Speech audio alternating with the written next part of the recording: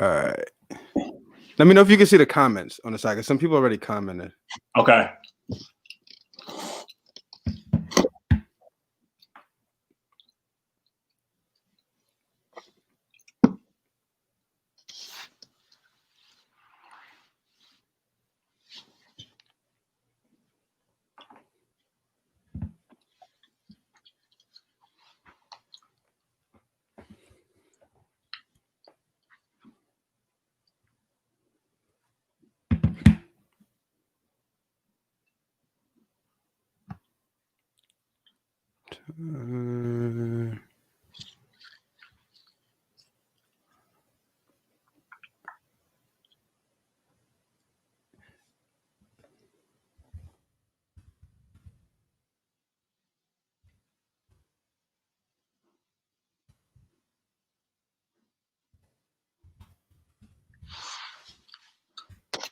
What's up, everyone? Let people tune in. Comment. So we'll give it like 5-10 minutes to let people see people come through, and okay, then we'll start.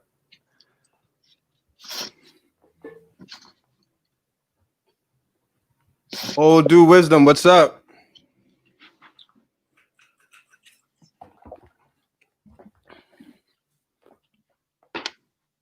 What is up?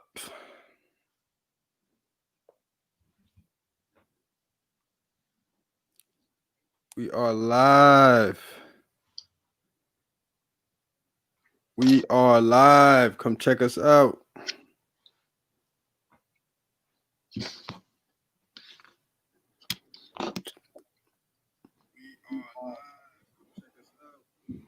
No doubt. Ace B, what's up? Money management, I got you. No doubt. Definitely. We here. I'm just going to give it, everybody who's in here, shout out, post, comment. Make sure you hit that like button too as you come in. And then so very high expectation. Can you see this, Derek? Can you see you can see the cut? Yeah. Oh, I'm looking at the private chat. Okay, here we go. Yeah. All right. Saw the trailer. So fine. That's what's up, old dude. The trailer. I tried my best to make the anticipation high. Get everybody excited. I like that. Life requires wisdom. Yeah, right? He has good stuff, man. He has. Anytime he posts a video, his videos are. Oh man, like I already know. And when he leaves a comment on my videos, it's always like comments I can't respond because he says exactly what I would say. I'm like, that's perfect. Like he says it perfect. Like, bro, I don't know what to say. I don't know what to add on to these things. Yeah, no, he's got it. It's everything, man. It's everything. Jashim, what's up? Ace B, I got you. We taking the time. We just letting people come through because I feel like the knowledge about to be dropped today. We got to get all ears on this today. Tonight. I know I'm putting pressure. Game winning shot. Game winning shot. Hey. 6 seconds left on the clock. I'll be ready. Just get me the rock, man. I'll be good. Drawing up the play for you. Forget the play. Just give me the ball. Get out the way.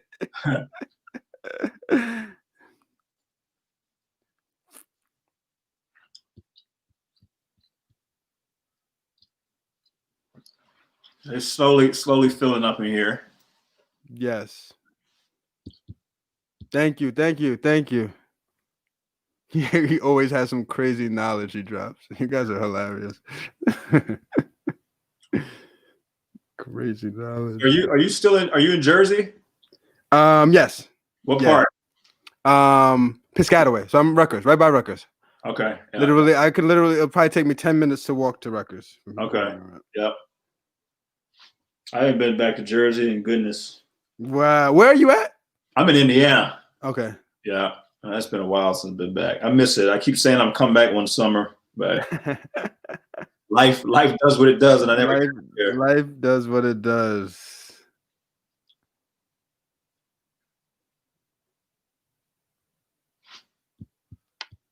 So what is your audience? Is it Hoopers or is it a little bit of everything? A little bit of everything. With YouTube, you'll get is everything. Like you like they come from everywhere. So you'll get a little bit of everything on here. Like it's not like it's not one show. Like, I have people that are like only about like are about like politics. I have people who are finance, people who are just into fitness, people who are cooking. Like it goes everywhere. They're all over the place. But it's good stuff. I've met a lot of. He said, "Nah, we play soccer." Yeah, definitely soccer. Nah, but it's a lot of. I met a lot of people like from this short time, from like January to now. Like the people, like it's crazy how many like people I've connected with just from like that short span of just. The world really ain't that big, is it? Yeah, it's crazy. There's a lot of like-minded individuals out there. Yeah, man. Yeah, it is crazy. You got to surround yourself with those that are too. Creativity, it breeds creativity. Definitely. That's what I've learned. Yeah, I learned that so much is that like even just like you like it makes you think about things that you wouldn't have thought about. Like it's just like people come from different angles, but it kind of all comes back towards like one goal or one like idea, and it's like crazy how that works. Like yeah. Life is beautiful, man. It's funny how it works. Funny. All right, so we'll give you like 2 minutes, and I'll introduce you. I'll give you a proper introduction. Jashim, you're a photographer. You enjoy a good talk about ball. I like ball, but I also enjoy good talk about photography too. So it's gonna work out well. For some reason, I do have an affinity for like good photography. Like I wish I could. Yeah, I wish I could too, man. Yeah. Like when you see those good shots, like those good shots, you're like, wow, that's like amazing. I wish I could like do that because I know it takes so much patience to get like the right shot, the right lighting, the right backdrop, and all this stuff. Like it goes just so much into it. But once you see a good one, you're like, man, I wish I could do that. Yeah. I you know what though? I get on my iPhone, and you can do portrait now. So I think that's good enough for me right now. That's bad funny. All right, let me put it in there.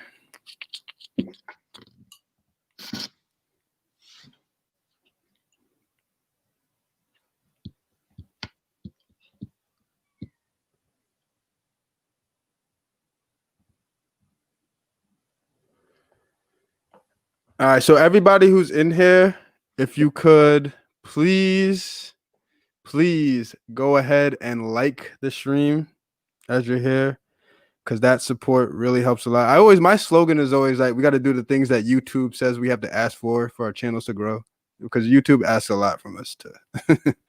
It's a business. I know YouTube got to run a business too, but it's a lot that goes into. So each little like, each little comment, all this, like all you guys in here right now, it all helps. Like towards it goes a long way. It goes a long way. All of it. So I appreciate it all.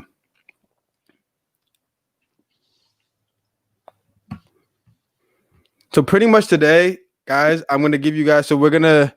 You know how we are. You know how I am. It's laid back, so it's gonna be chill. We're gonna get into everything from basketball to finding your purpose in life to just discussing things that are going on in the world right now. Like we're gonna go talk about everything. So it's gonna be great time. He's not wrong. Yeah, you're right. YouTube is crazy. YouTube just wants us to. YouTube wants everything from us. It's hilarious. All right, so we're going to right at the 10-minute mark. I'll give you the intro at the 10-minute. Okay. Intro it. About 40 more seconds. 40 more seconds. You can see the time too? Yeah. I can see. Okay. Yeah.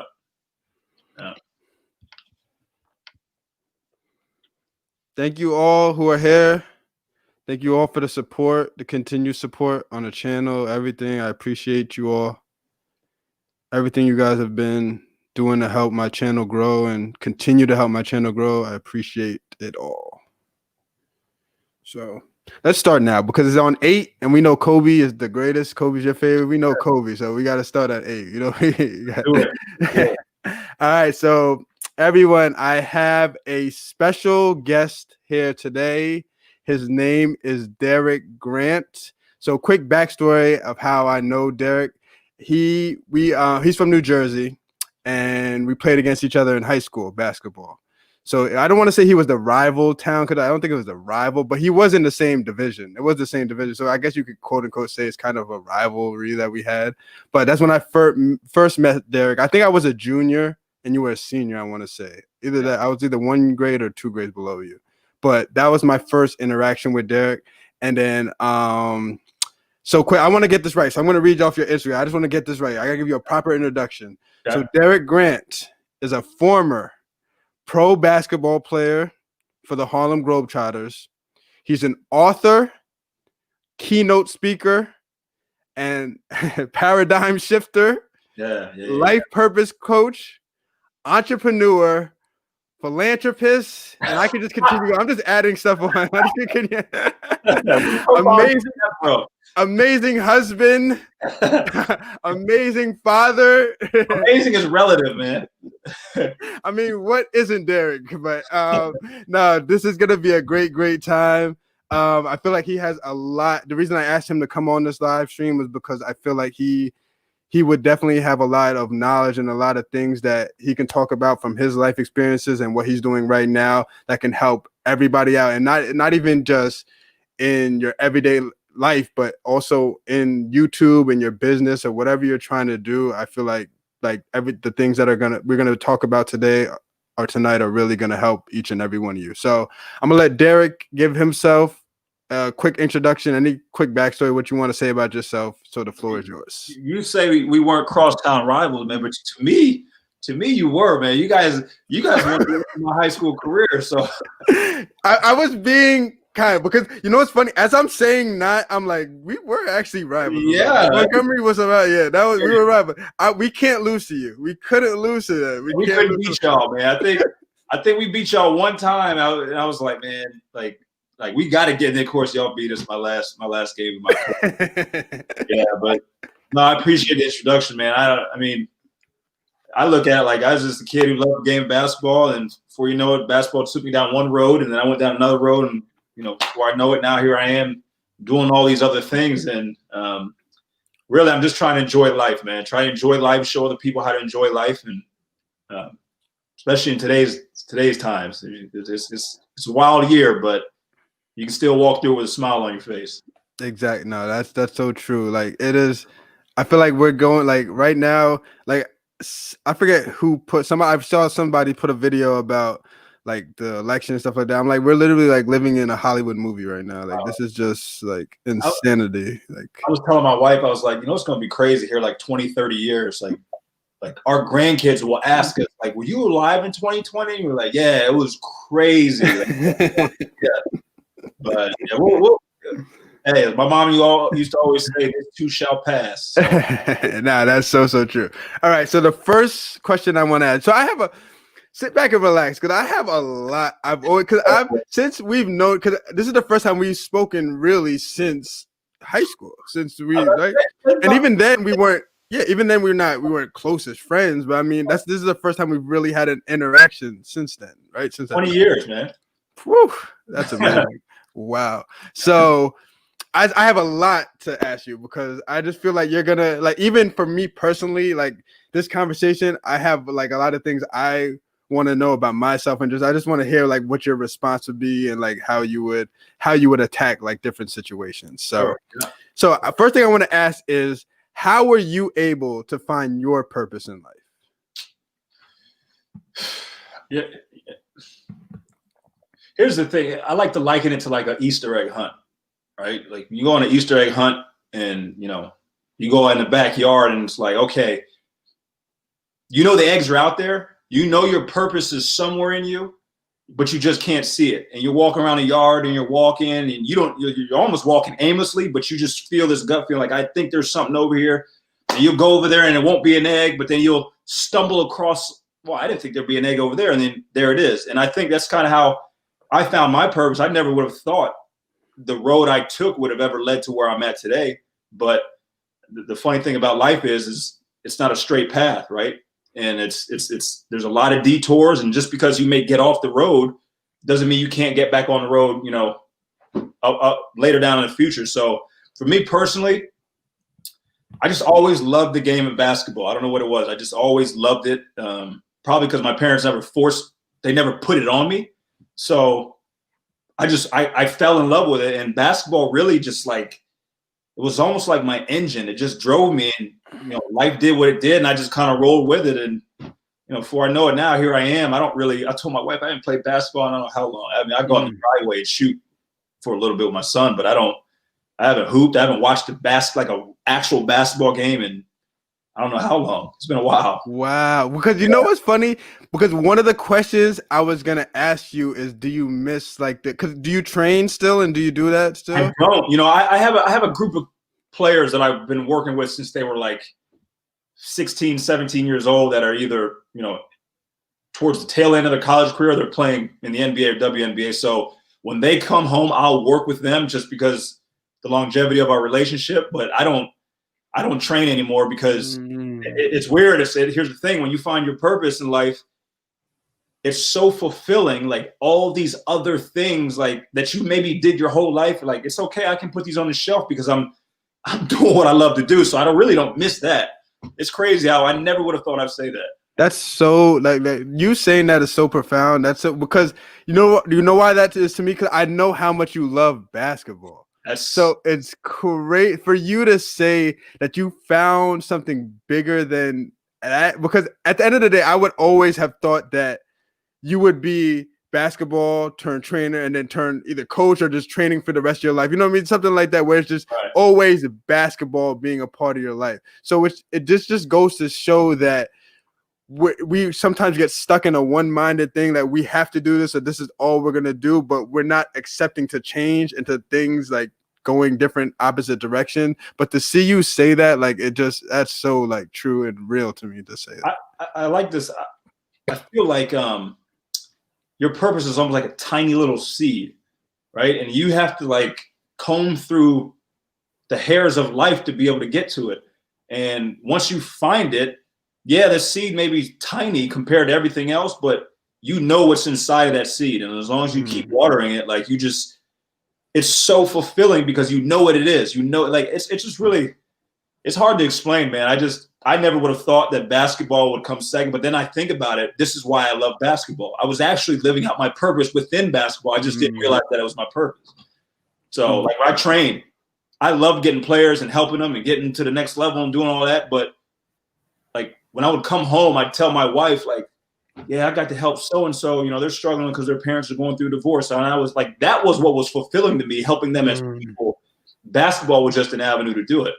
That's so crazy because that's where I'm at right now in my life. Like that's why you always see bigger than basketball and stuff like this, because to me, basketball is just what creates what I can do. Like, because we know basketball, like we can wake up basketball, we can sleep like we know basketball, but I use that as an avenue to affect people's lives. You know what I mean? If that makes sense. So I don't look at it as like, oh, I'm trying, even though a part of it is trying to get kids better and stuff like that, but that's not the end all be all for me. It's not, it's all about turning them into a great shooter or turning this person into the best ball handler ever. Like, to me, I want them to look 10, 20, 30 years from now and be like, yo, this guy had a real positive impact in my life and changed me and got me to head down this direction to fulfill what I'm supposed to fulfill in life. No, like, that's how I feel. Absolutely, man. I look at it like this. I was fortunate enough to play.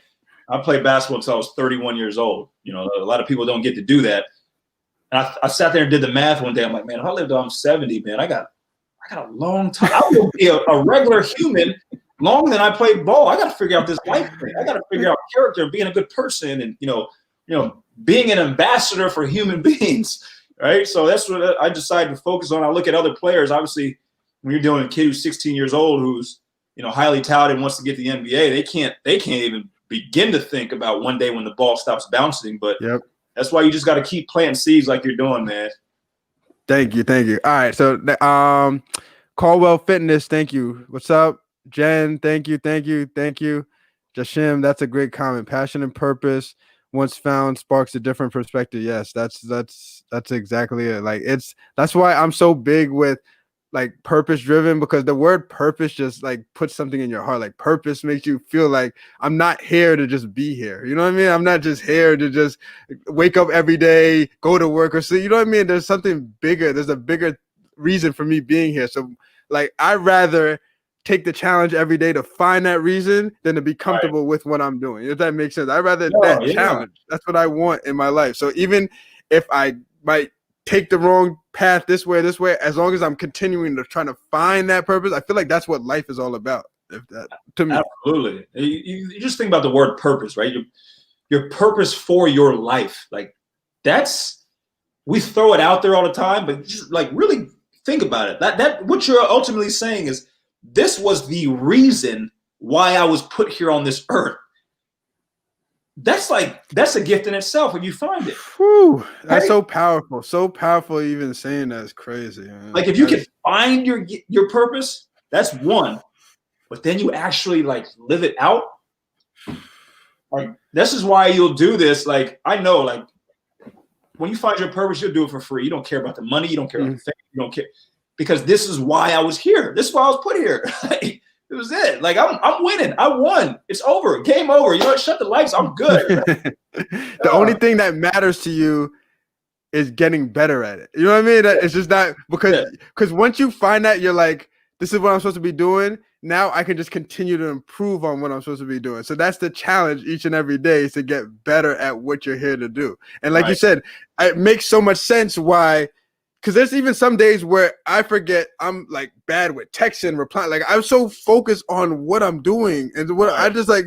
It's like this is my, because at the end of it, I don't want to be like whatever and then say that I could have done more, should have done more. Like I'm here to do what I got to do, and I'm gonna try to do what I got to do to the best of my ability. That's you know, the thing we don't realize that like every purpose is intertwined with somebody else's purpose, right? So your purpose isn't just for you, like you, okay, for a perfect example, you're living out your purpose. Look how many other people you're serving. Look how many people you're helping, right? So like I'm living out my purpose. Look how many people I get the opportunity to help. And then through that inspiration, hopefully that'll help them live out their purpose. And it's so on. All of our purposes help serve our purposes, man. That's the whole that's next level, man.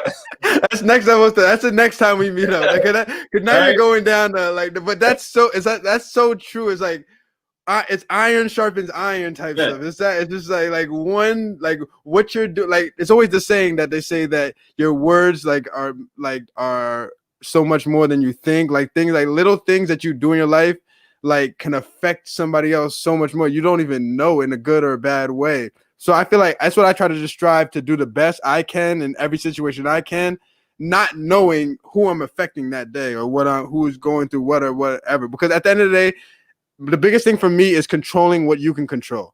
So I can always control my energy level. So, and I don't even mean physically, I mean mentally and everything. Like I can just always try to do the best I can do. And I want to go to sleep saying that this day, Friday, I did the best I could do with everything that I was giving on this day. And I feel like that's what life is. Because it's just like working out in the weight room every single day. It's just like building like 0.1 strength. I'm just building it up day by day until I become who I'm supposed to become. That's it. At the end of the day, here's the thing that I found that's tough. Like your purpose is your purpose. Like this is why you were put here. My purpose is my purpose.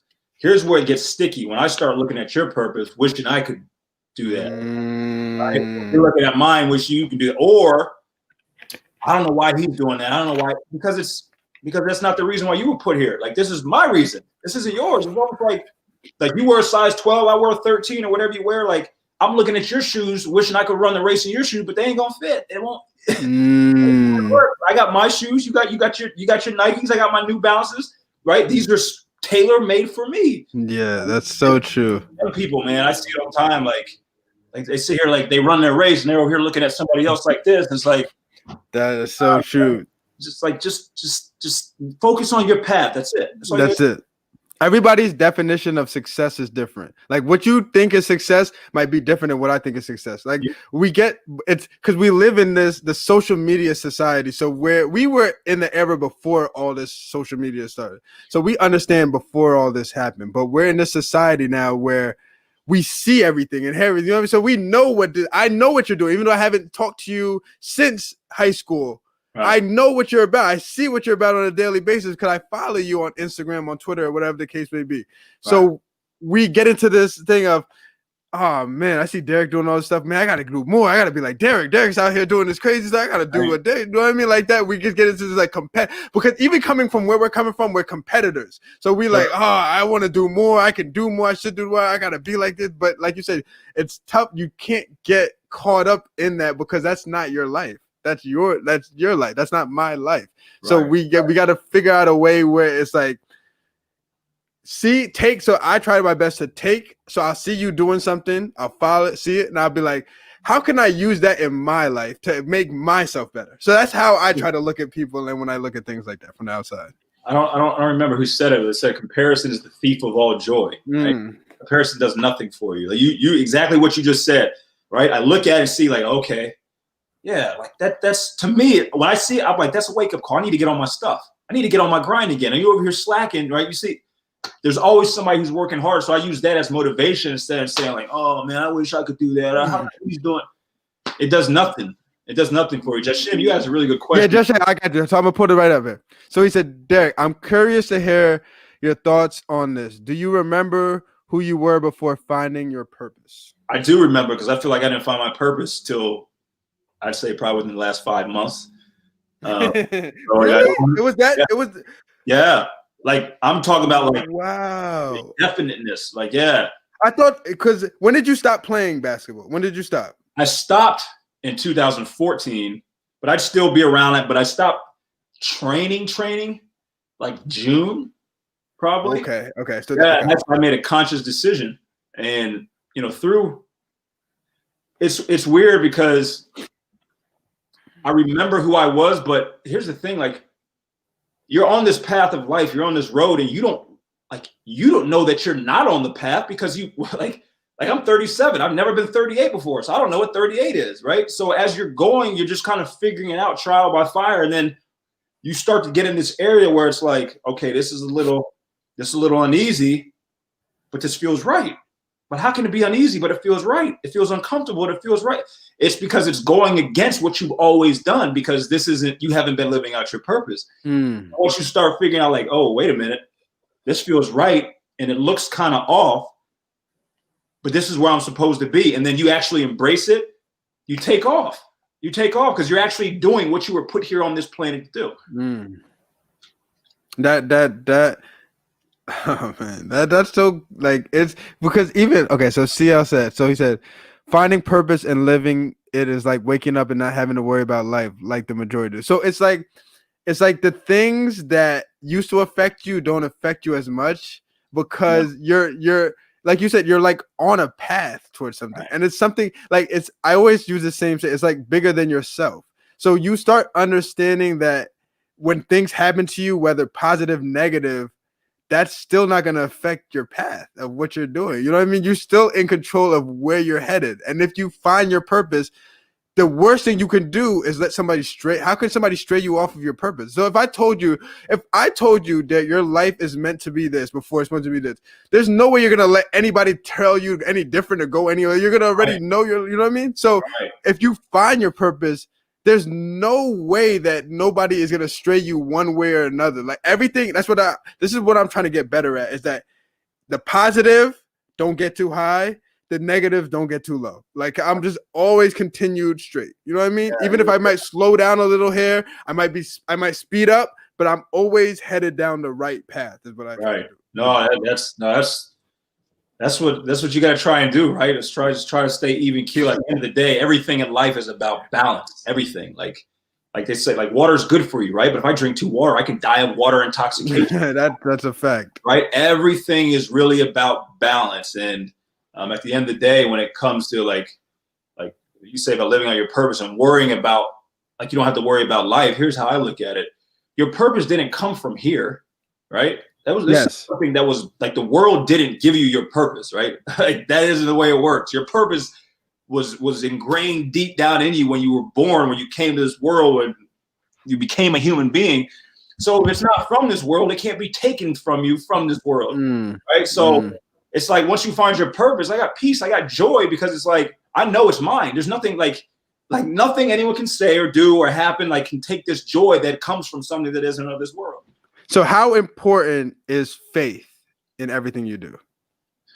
Faith for me is everything, because I mean, what is faith? When you believe in something that you can't see, right? You know it to be true, and you know it's going to happen. I think about this journey that I'm on and building what I'm doing. And look at you when you were talking about when you were back in January with your YouTube channel. Like without faith, I don't know what human beings are. You know, I gotta believe that tomorrow is going to be better than today when it's raining, right? That's what faith is. I gotta think that at some point these rains will stop and it ain't gonna just flood for the rest of my life. That's what faith is. So, like, I look at my life and I'm in the middle of it, so I can speak on this. When you have like your goal, your plan, you're top of the mountain, right? I see Mount Everest at the top, 33,000 feet. And I'm like, man, I gotta get to the top. And I'm sitting here down at the base, and I'm like, how am I going to get, you know what? I don't have to worry about how. I'll tell how when I get to the top. I'll tell you exactly how I did it. All I'd have to do is say, you know what? I'm going to work hard. I'm going to show up. I'm going to do whatever it takes. And I'm going to have faith. I'm going to have faith. If I do these things, I'll get there. That faith is everything, dude. It's the backbone of everything that's ever been accomplished. That is crazy, because so I can only speak for myself. So I never want to sugarcoat or act like I'm something that I just try to be as honest about myself, because I feel like me being honest, I get the realest responses, and I'll be able to like help me the most in life. So for me, when it comes to faith, like you said, it's tough sometimes, like, because life is such an ever up and down cycle. Like you'll have the days you'll just feel like you're on top of the world, bro. I'm where I'm supposed to be. This is great. Then right the next day you'll be like, this is worthless. Why am I doing this? Is nothing. Like it's just it's an ever changing. Like you never stay high for a while too long. You never stay low for too long. So for me, the toughest thing that I'm fighting in my life is when I'm going through those tough times of still having that faith, because it's easy for me when I'm high, because I'm like, yo, this is where I'm at. This is where I'm supposed to be. Everything is going good. But then when it's low, I'm like, I question, like, bro, is this really what I'm supposed to be doing? Like, I'm just being dead. This is like sometimes I literally think, because I'm by myself like 90% of the time, like, because I'm a loner. Like, I'm good being by myself. So my thoughts come. So I literally sometimes think of like, is this worth it? Am I doing anything of it? Like anything? You know what I mean? So you get caught up in that stuff where you're like, hey, I hear you. I look. Here's what happened with me. I'll just tell you this. You said thoughts, right? So nothing, everything. We're sitting on this computer. You got your YouTube page. You know, I got the phone. Anything that you see or feel or all started with a thought. Everything. Wow. Right? Think about it. Yeah. Right? On a MacBook, that started, I don't know if it's Steve Jobs, it was his mind, but it started out like somebody's like, you know, I'm gonna make a computer. And then they believe that they can actually do it. Right? They picture like, oh, I'll have a keyboard and the keys will light up, right? And then they take the necessary steps and then it happens. So like success, here's how I define success. When I can take what's inside of my mind that nobody can see, and then I can make it a physical reality where everybody can see it. That is success. So like, we've been programmed to think like, okay, I got to have a Bentley. I got to have a 10,000 square foot house. I got to have $1 million sitting in my checking account. Like that's success. That isn't what success is. You're successful every single day, but you never acknowledge it, right? Because we're programmed actually, like you don't think. We don't think. So look at your thoughts. Most of your thoughts are probably negative, right? Most of your thoughts are like, oh, you don't need to be doing this. So if you can get control of your thoughts, it's done. It's finished. So I'm telling you, because this is what I had to do. I had to be aware of what I was thinking in the negative talk. We used to have a thing with the Globetrotters. We used to say, you got to fake it till you make it. I will sit here and tell myself, I don't care how tired I am. I will sit here and tell myself, dude, you're the greatest. You are the greatest. I don't care what, like, I'm exhausted. I don't care if things aren't going my way. I just say it over and over again, because here's the reality of it. Whatever you think and whatever you feel will always be reality. Always. Always. Reality doesn't dictate your thoughts. Your thoughts are what dictates reality. That is so true. Because okay, so I had an order, but I'm gonna go right to this because this is perfect to just bounce right to this question I want to ask you because that flows right into this. Okay. So this is the personal question I wanted to ask you because I go through this every day. Like this is an everyday situation for me. Sure. What are your thoughts about reciprocating energy? So what I mean by that is, are you the person that whatever energy that person is giving you, you give back?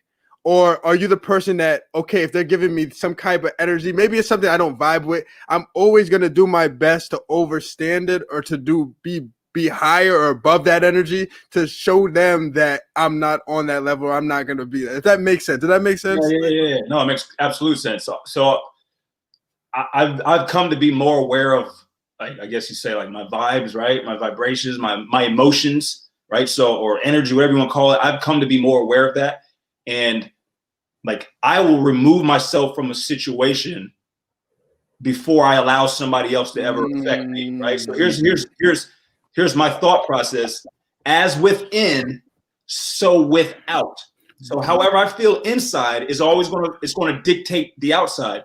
So you hear people say, like, man, good vibes only. Like, that's for real. Like, good vibes only, because here's the deal. If I'm feeling bad, I'm going to probably do bad and think bad and have bad. But if I'm feeling good, I'm like, of course good's going to come. So I guard my emotions now with everything, energy, vibration, whatever you want to call it. Like, I will remove myself. I will unfriend somebody. I won't talk to you anymore to protect that, because it's everything. That is literally what dictates my reality. I'm telling you, dude. Like, yeah, that's so crazy. So so you're the type that, because I feel like I'm good at reading people. So you're the type that as soon as you feel something that's off, to whatever it is to you, because what you might feel is off, I might not feel is off. It's just whatever you personally feel like.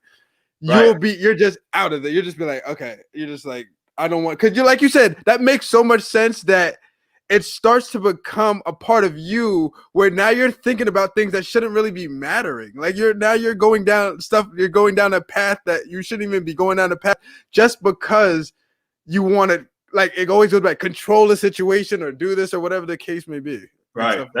It's a known fact in nature. Like vibrations attract like vibrations, right? That's why you hear the saying, misery loves company, right? So if I'm naturally a positive, upbeat kind of guy, and I have elevated emotions, elevated vibration, I'm around somebody who's a Debbie Downer, right? I got to be careful because they can pull me down. You know how you've been around somebody and you're like, man, this dude, you feel drained, right? I've been around a lot of them like that. Especially I was on the road 9 months out of the year on the Globe Tribe, so you're constantly in close contact with people.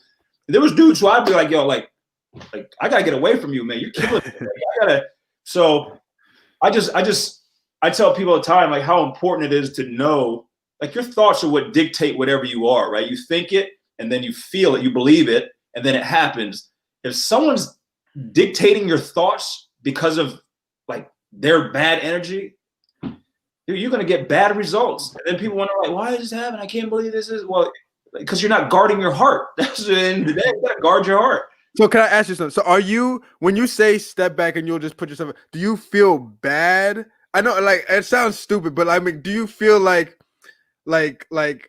example for me, it's like kind of like if you met somebody or whatever the case would be, and you just feel like you did your best, whatever energy, whatever, but you feel like they're not reciprocating it back. Whatever you're trying to do, they're not giving you it back. And then you know how everybody has that intuition where they just feel like something's not, everybody gets that. But a lot of times we don't listen to it. We just continue to go, whatever the case would be.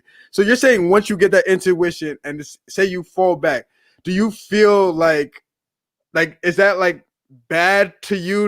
In a way, when I say bad, I mean, like, is it a way where you're like, okay, to that person, they might feel like I'm corny or I'm this, or, you know what I mean? If that be like, or I'm this, or like, to that, the way they're looking at it, be like, why are you acting like that, or whatever the case may be? But it's just that you protecting yourself. Like, do you feel like that, or do you even look at the other person, like, when it comes to that? You know what? Honestly, I look at it like first I ask myself, okay, what can I do to help you? Because maybe you're not even aware. Right? Maybe you have no idea that you are even behaving this way. That's one. And two, if I feel as though you are aware and you're just being ignorant, Now I can't control you as much as maybe I would like to. I can't. So I have to remove myself from the situation and do what's best for me. Okay. Depending on how you look at it, they may be viewed as selfish but at the end of the day, I look at it like I have to take care of this first in order to give you the best version of me. Because if I don't feel peace inside, I can't be peaceful towards you. If I don't feel love inside, I can't love you. So I look at that too, also with the lens of when I see people who are acting like that, sometimes I'm like, man, like what is it? Because no human being put on this planet wants to feel bad like that way. They don't want to feel that. Like no one would. Like we're born babies. We're happy. That's why people love babies. Over time, you end up picking up bad habits, whether from parents, society, or whatever. But I just look at it like nobody would consciously want to act like that. If they are acting like that, there's you got to go way down up underneath the third, fourth layer to figure out what it is. Yeah. No, that's so true. That's it. This is just coming from personal experience because I'm the type that, I always want to find reasons for things. That's the hardest thing for me. I always want to know the why. You know what I mean? The why, even though sometimes I know the why, but I just want to hear it from another person. You know what I mean? Yeah, I might know the answers, but I'm just that type of person. Like I always want to be like that. So I sometimes get caught up in situations where it's like my subconscious is like, God, it's over. Like, don't be in this situation. Like, no, but I'm just, you know what I mean? I'm so constant. And I always want to come from like what I want to do now is just like, if I be the best I can and then somebody else acts whatever way they act, then that's it. You know what I mean? I can't do, there's nothing else that can happen in that situation. I can't tonight, I couldn't force you to be on this last year. I can't beg you. I'm like, glad you, if you didn't want to come on, you're not coming on. You know, does that make sense? So I'm trying to get into that mentality of letting that go, just putting my good energy out in the world and then letting everything else happen. This is where faith comes in, right? You got to trust that everything happens for a reason, right? Because I'll give you a perfect example. We knew of each other, met each other back in 2000, right? 2001. And here we are in 2020. We're sitting on now. Back in 2001, you didn't know you were gonna have your own YouTube page. You know that, right? No way. And when we were over here playing against each other, I wasn't like, I will be on a YouTube channel one day. Like, it wasn't that. But life, this is where we have to understand. This is where it just pains me and saddens me to see what's going on in the world. Like everything is connected in some way, shape, or form. Right? This is a perfect test. This is a perfect testament of it. Right? Like I said, 20 years ago when we were on the same basketball. Who would have thought? Who would have thought? Who would have thought? But this is where we have to understand, like, I'm no less connected to you than you are to anyone else on these comments. You know, that's watching. So once I understand that, like, you're connected to me and I'm connected to you, like, okay, I can look at you now with a little bit of, even though you may be acting in a certain way, or you don't want to do something that I think you should, I can step away and say, you know what? He's living life at his own pace. He has, maybe I'm running a 6-minute mile and he's running a 10-minute mile. I gotta trust though that, you know, I'm a good steward and faithful and I'm treating him the way he's supposed to be treated, even while he's running his 10-minute mile. Wow. Yeah. I've never heard that before, but that is so like crazy because sometimes, like, I know you heard this before, sometimes we get caught up in like when kids are doing something wrong and you be like, oh, why are they doing this? But then you think back when you're a kid, like when I was a kid, I was doing some nonsense too myself. Like how can you be mad at that when that's how you were too as a kid? You know what I mean? It's like crazy. It's, you know, I tell people all the time, like the most successful people in the world are the ones who have figured out what not to do. Right? It's like when you go up to a buffet, you go get something to eat. I don't know. Well, I'll speak for myself. I go get something to eat. You know, I'm gonna walk up. First time, fill up my plate with everything, right? Then I go and sit down and eat. I'm like, I don't really like that. I don't like the fried mushrooms. I don't do the okra. Maybe chicken was a little. I go back up and I get some. I don't get the things that I did like, and then I get a couple other new things. I come back and say, By the time I go back the third time, right? I'm sure of what I want because of what I didn't want, right?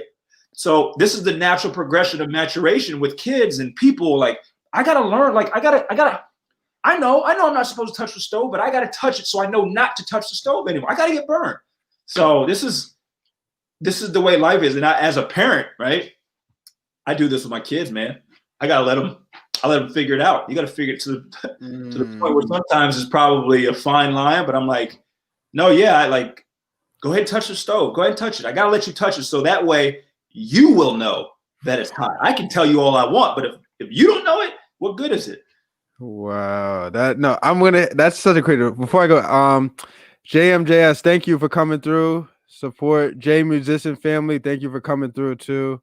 Inspiring talk. Thank you. Jashim, thank you. Derick dropping knowledge. Yeah, it definitely is. That what you just said is so true. That's how I coach the girls I coach right now.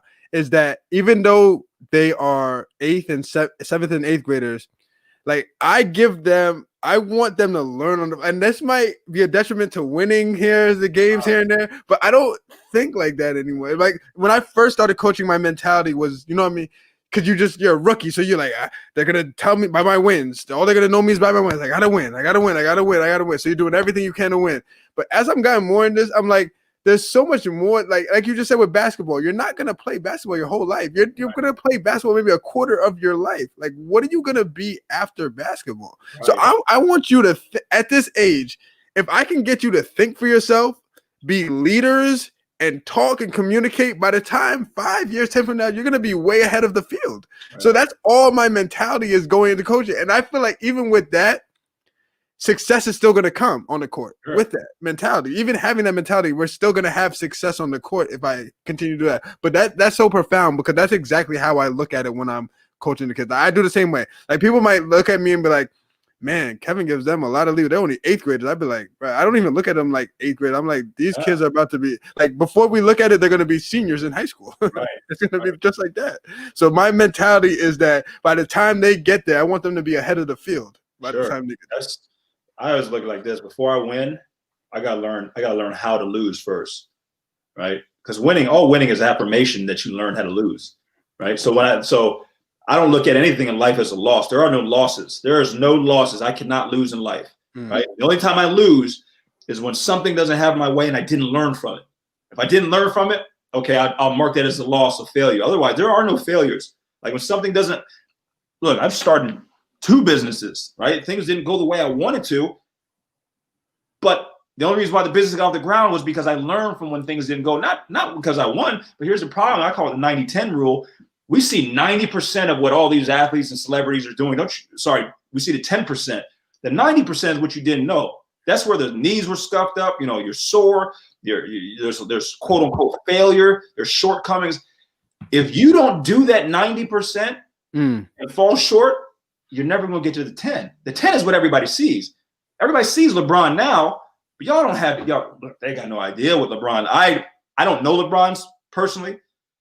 But I can only guess at what he does for outside of the cameras and the lights for him to be playing at this high of a level this late in his career. Like, it has to be crazy. It has to be crazy. Dude. But like I'm not even the biggest LeBron fan, but to see him playing like that, it's like that's insane to me to say that he could still, because there's days that I'll go out and I'll play, and then I'll be out for like a week, and I'll be like, bruh, like to be able to still have that like that's very inspiring. That really is. That's one of the things. Even him, Chris Paul is my favorite player. So even to see Chris Paul still play, right, like it inspires me to be like, bro, I should still have something left in the tank. Like if they could still, like, even though we're not given all the resources they have, I know that, sure, but still they put a big responsibility on taking care of their bodies.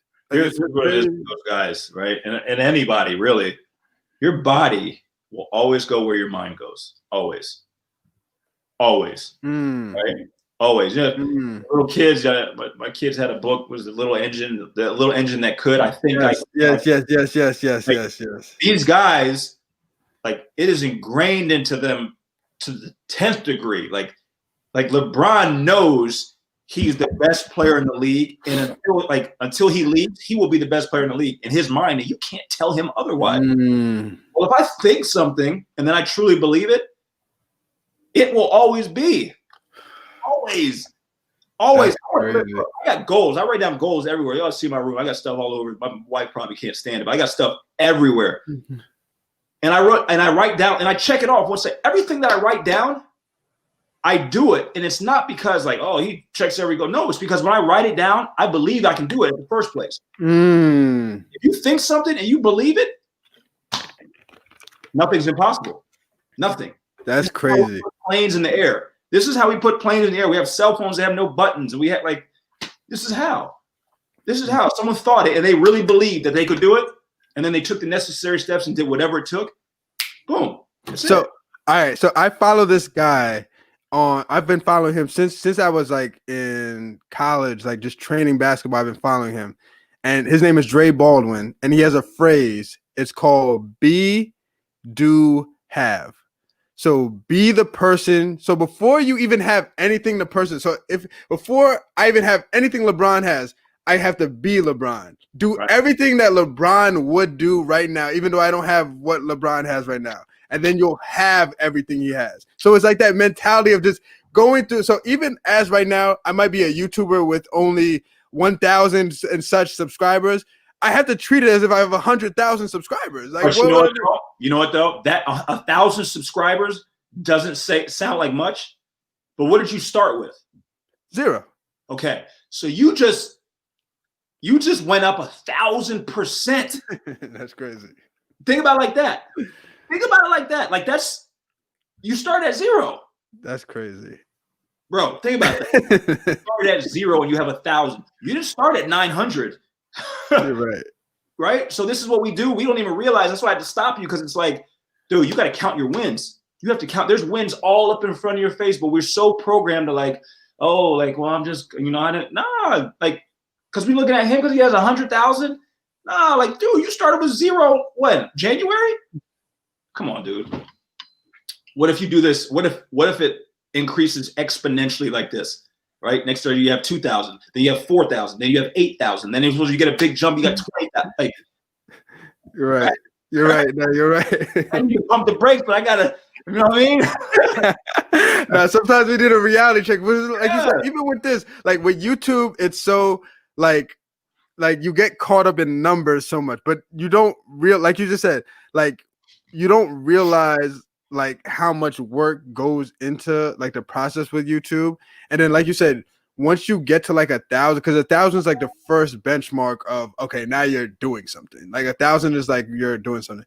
So when you get there, you kind of feel like, okay, I'm at 1,000, but I'm still, you know what I mean? You don't have that mentality of looking like bigger, like I came from nothing. Like it's your mentality is kind of still like, okay, I'm 1,000. How am I going to get to 5,000 now? 10,000, you know what I mean? Stuff like that. Like, what is the next thing? We gotta. It's so funny because I guarantee you, I don't know, but I'm willing to bet my last dime. Back in January, right? Whenever you started this, you would have done anything to have 1,000. What? You would have done anything to have. But how quickly we forget. If you told me in January, I didn't even think there was a time where I was like, I'm not getting to 1,000. Like I was like, you know what? I'm gonna get to 1,000 by next January. I was like, next January is my goal. It's like I'm gonna get to 1,000 subscribers by next January. I was like, and once I get there, then I feel like, okay, now I've accomplished something. So when it started growing, and I would check it out, I'm like, wow, it's like I'm really gaining like subscribers. Hey, you just said something, right? That like people don't even realize. Like, why is 1,000 a lot? Or why is 1,000 not a lot? Why is it like? Where did that come from? Right? Where did that This is what happens. Society, like we put a box around ourselves, like, oh, well, if I make 100,000, that's a lot of money. Okay, there's some people in this world you couldn't give. If you gave LeBron James $100,000, you would throw it right back in your face, right? So, like, when I work with people, I ask them, I'm like, okay, what are your goals, right? Whether it's financially or you want to get this job, they aim so low. And I'm like, wait a minute. Why are you putting such a low ceiling above yourself? Don't you want to see yourself succeed more than anybody else? Right? And when you understand fully what you're capable of, here's what you go. Look, okay, I don't know if you do this, but look back in January. You look back at yourself, you be like, I probably could have got 5,000. I got 1,000. I didn't even know what I was doing. I didn't even think I could get 1,000. I got 1,000. So what happens if I really thought it? Oh my gosh. No, that's real. That's real. Go 10,000 next year. 10,000. See? But why not? Why not? All you do is want me to go viral, and that's it.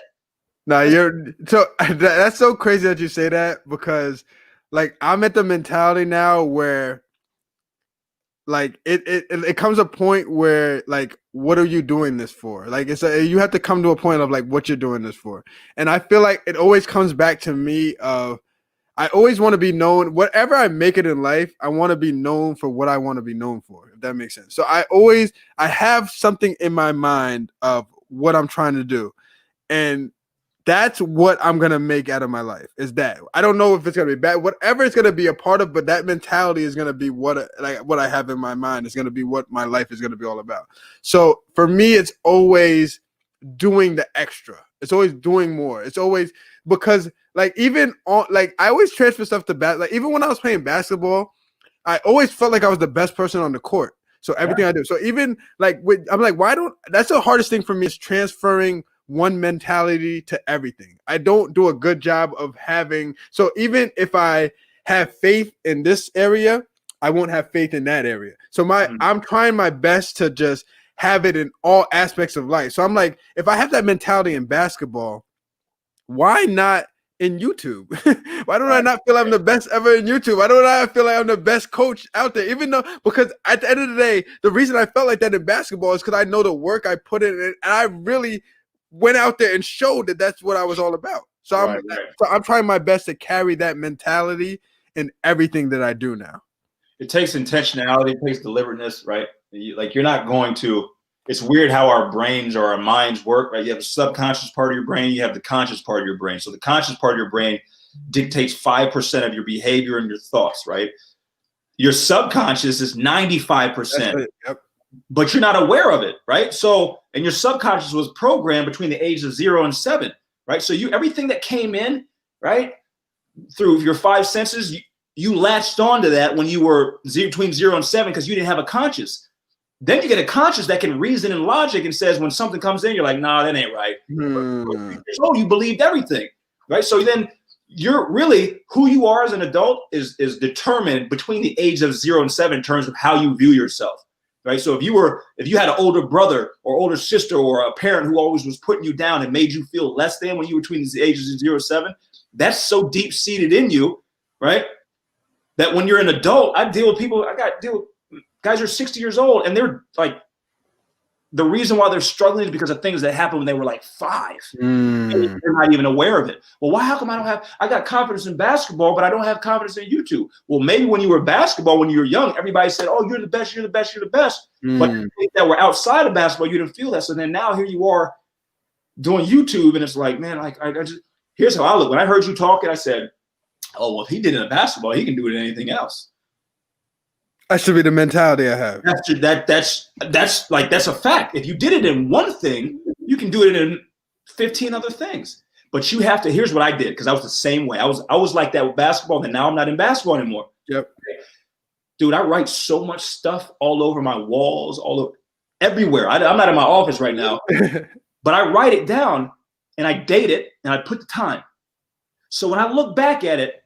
Right? Because it's like, I got a goal. I got a vision. It's inside. Nobody can see it. People think I'm crazy because I'm not doing what they think I should be doing because it's up here and I'm not telling anybody. And then I actually do it and they see it. They're like, oh, this is the greatest thing. How'd you do that? I remind myself, remember when you were there? Remember when you were writing that stuff down and nobody could see it? And it gives you like momentum, like, see, you can do it. You can do it. Even when nobody thought you could, you can. You gotta believe it. So write everything down, dude, because this will be your benchmark where you look back.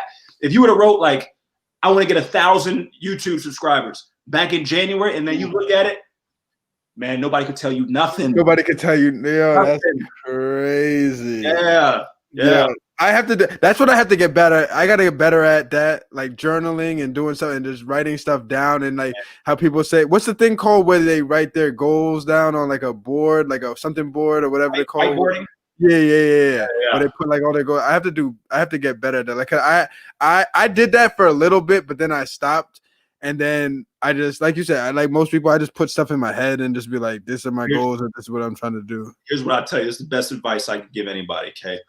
You focus on YouTube. You know, people focus on money. We focus on our job. We focus on getting a house. We focus on getting a car. But what gets that? What actually gets those things? Or it's the person. It's the person, right?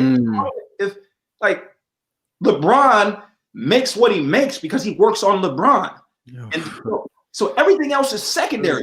If you take care of the primary, which is this, right? If I take care of the primary, the secondary will always be taken care of.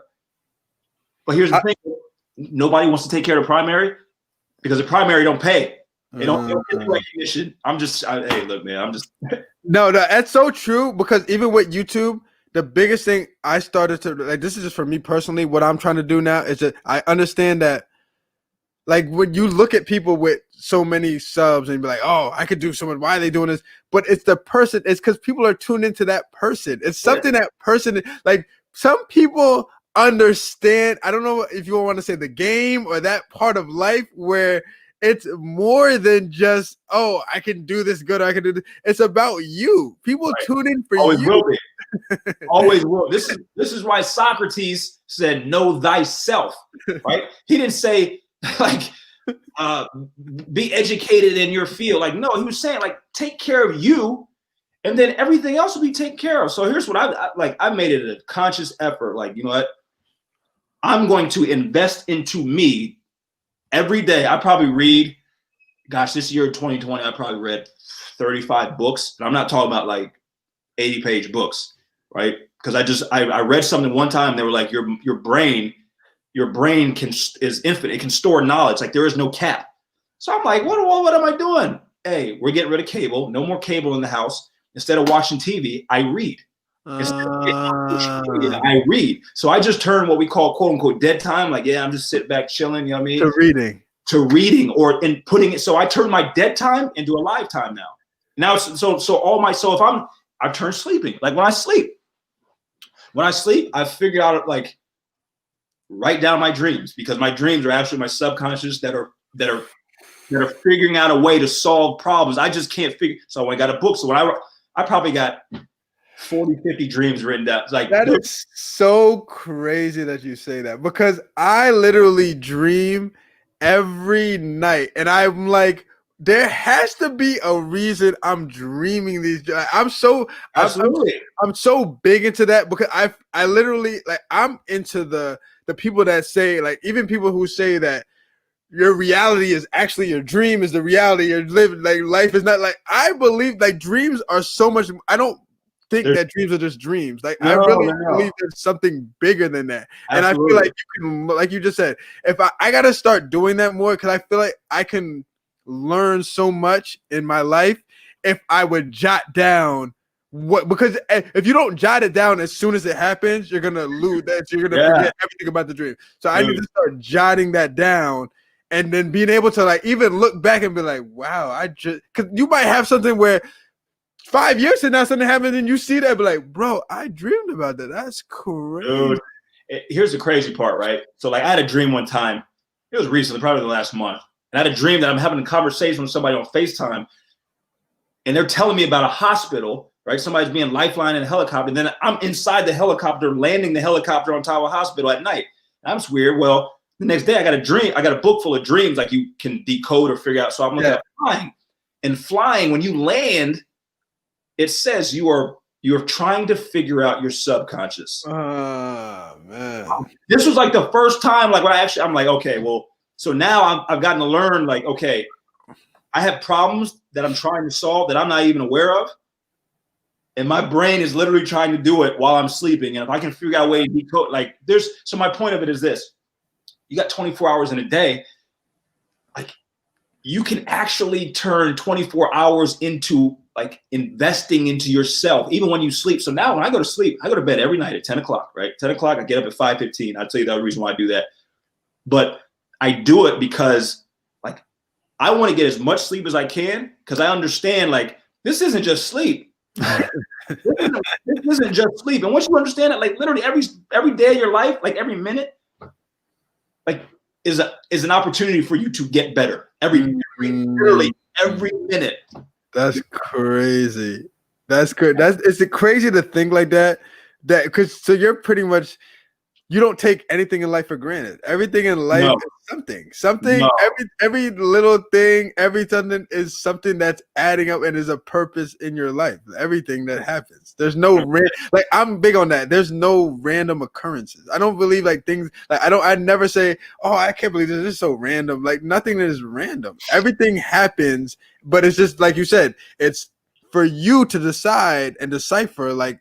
If you're gonna figure that out, or do you just want to let it be, or whatever the case may be. But it's everything that like I try to like for even positively. I try my best to be like, even when something happens to me, and it might be a negative or whatever. I try to think to myself like, okay, either I always give myself two reasons for something negative happening in my life. Either this is just here to just test me at the point I'm at in my life and just to see what I'm going to do and see how far I've come. Because I claim I'm trying to be the best version of myself, the best you and stuff. This is the test to see if this is what you're about or if you're not. Or it's something I've done in my past just coming back to be like, you have to pay for what you've done. Because, you know what I mean? So I look at it as both ways. And that helps me to not be mad at stuff. That helps me to just not feel type of way when things like that happen to me, like when negative. Here's my philosophy on it. Is anything really ever good or bad? That's a good question, because you're gonna say like it's how you think about how you assess each situation. Yeah, like, how do you assess what it is? But nothing is inherently good or bad. There's no such thing. So like here's a perfect example. If I gave you $1 and say, hey, go walk to the store, go get me something to eat. Right? And I tell you, hey, take care of it. That's my last $1. And then you lose the $1. You're going to be freaking out. Like, oh my gosh, I just lost this guy's last $1. Right? But if you go like, another guy says, here's $1, go to the store, give me something to eat. Right? If you lose it, don't worry about it. I got 1 million more of them sitting in an account. And you lose it, you're going to be like, oh, well, no big deal.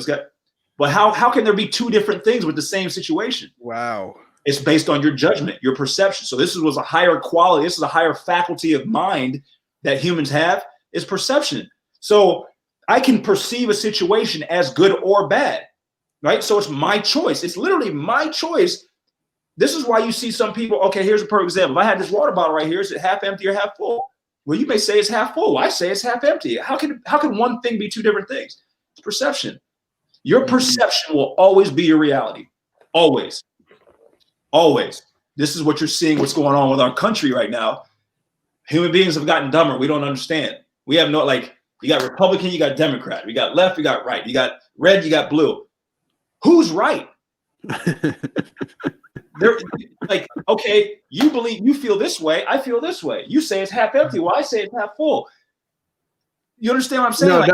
No, like, I know exactly what you're saying, because it's it's crazy, because we can go really crazy with this, but it's about like, so you're saying pretty much it's how you accept things, like how they are. Like, because so okay, so I'm gonna play devil's advocate. So hold on before I do that. Marcio, thank you. Vince, thank you for coming through.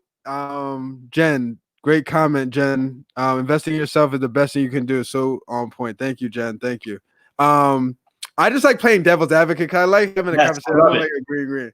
So what about the people that like that, like when you say like even the dollar situation, that they don't look past the dollar? You know what I mean? All to them is that they just see $1. So to them, it's just you giving me $1 and then you explaining this, but I'm selfish just to say that you gave me $1. I don't care about what you're talking about other than you giving me $1. So you saying it's your last $1 doesn't affect me, and you saying you have more dollars left doesn't affect me, because to my mind it's like you just gave me $1. I just have your $1. I could do whatever I want with your $1, so it's not going to affect if I lose it, if I spend it, or whatever the case may be. Even in that, that is a choice to not let it. That is well, conscious or unconscious. That is a choice. Do you say like, I don't care. I don't care. I don't care. I have no feeling towards this. Well, a feeling is fueled by a thought. So I don't care, right? Or I do care. I do care. So really, at the end of the day, it'll always come down to however you perceive it. Everything. Like, here's another analogy I use. You see people all the time, like, okay, the girl who got her arm bit off, she was a surfer, right? You know, one guy, a pitcher for the major league, he gets his arm bit off. He's freaking out like, dude, this is how I made my money.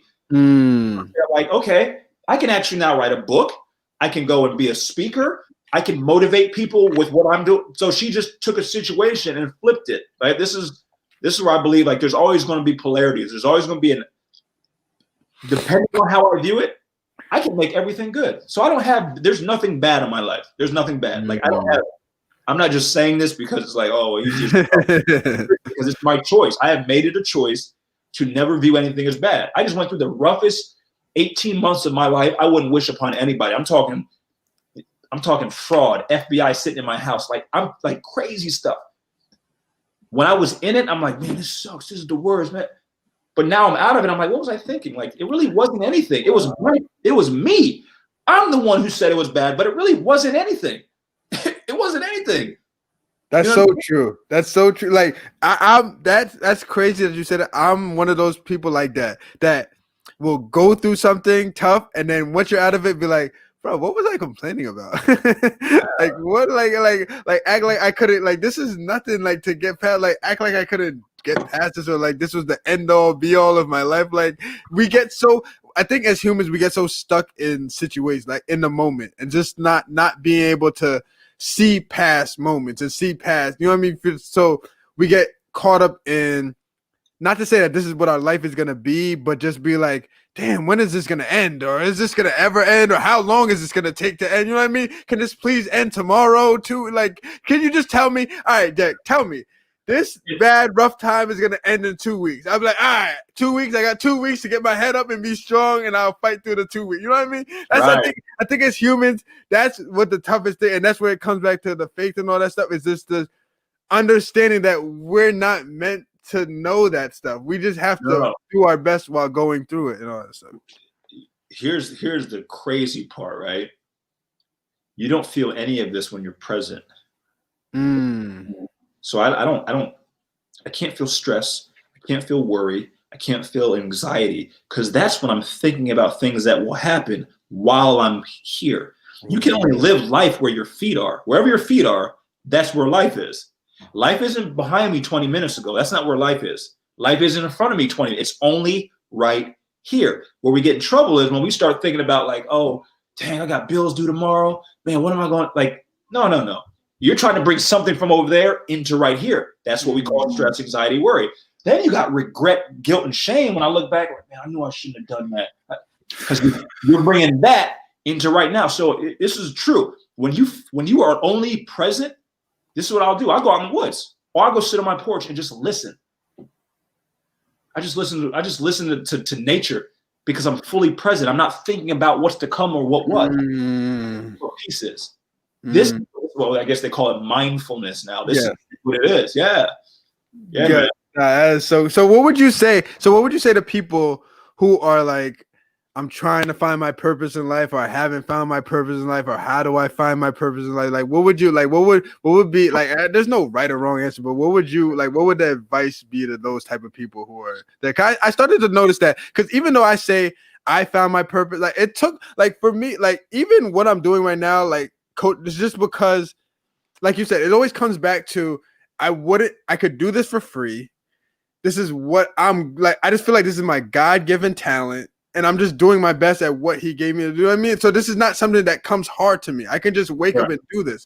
But I feel like the impact I'm making is what I'm supposed to be doing in my life. So it took me a while. Like, just like you said, this was not no overnight. Like I woke up like, oh man, my purpose in life is to do, like, it took a while to get there. But I feel like once, it's not even about you just like somebody saying it to you or whatever. It's just that like you just come to a realization and you just repeatedly doing something and you're like, wow, this is what I'm meant to be doing. You just like figure like this is like literally what I'm supposed to be doing. And that's how I got to so I don't feel like there's like a right or wrong answer when it comes to like how would you find your purpose in life? Like I haven't found it yet. Like what should I do? Like that type of stuff. So how would you answer those type of questions when it comes to that? I don't know because like I said, I'm 37. I don't know what it's like to be 38 or 39, but I don't know if your purpose is ever evolving too. I don't know. Like, I say I found my purpose, but who's not to say that when I was 5 years ago working with kids, that wasn't my purpose either. I don't know, but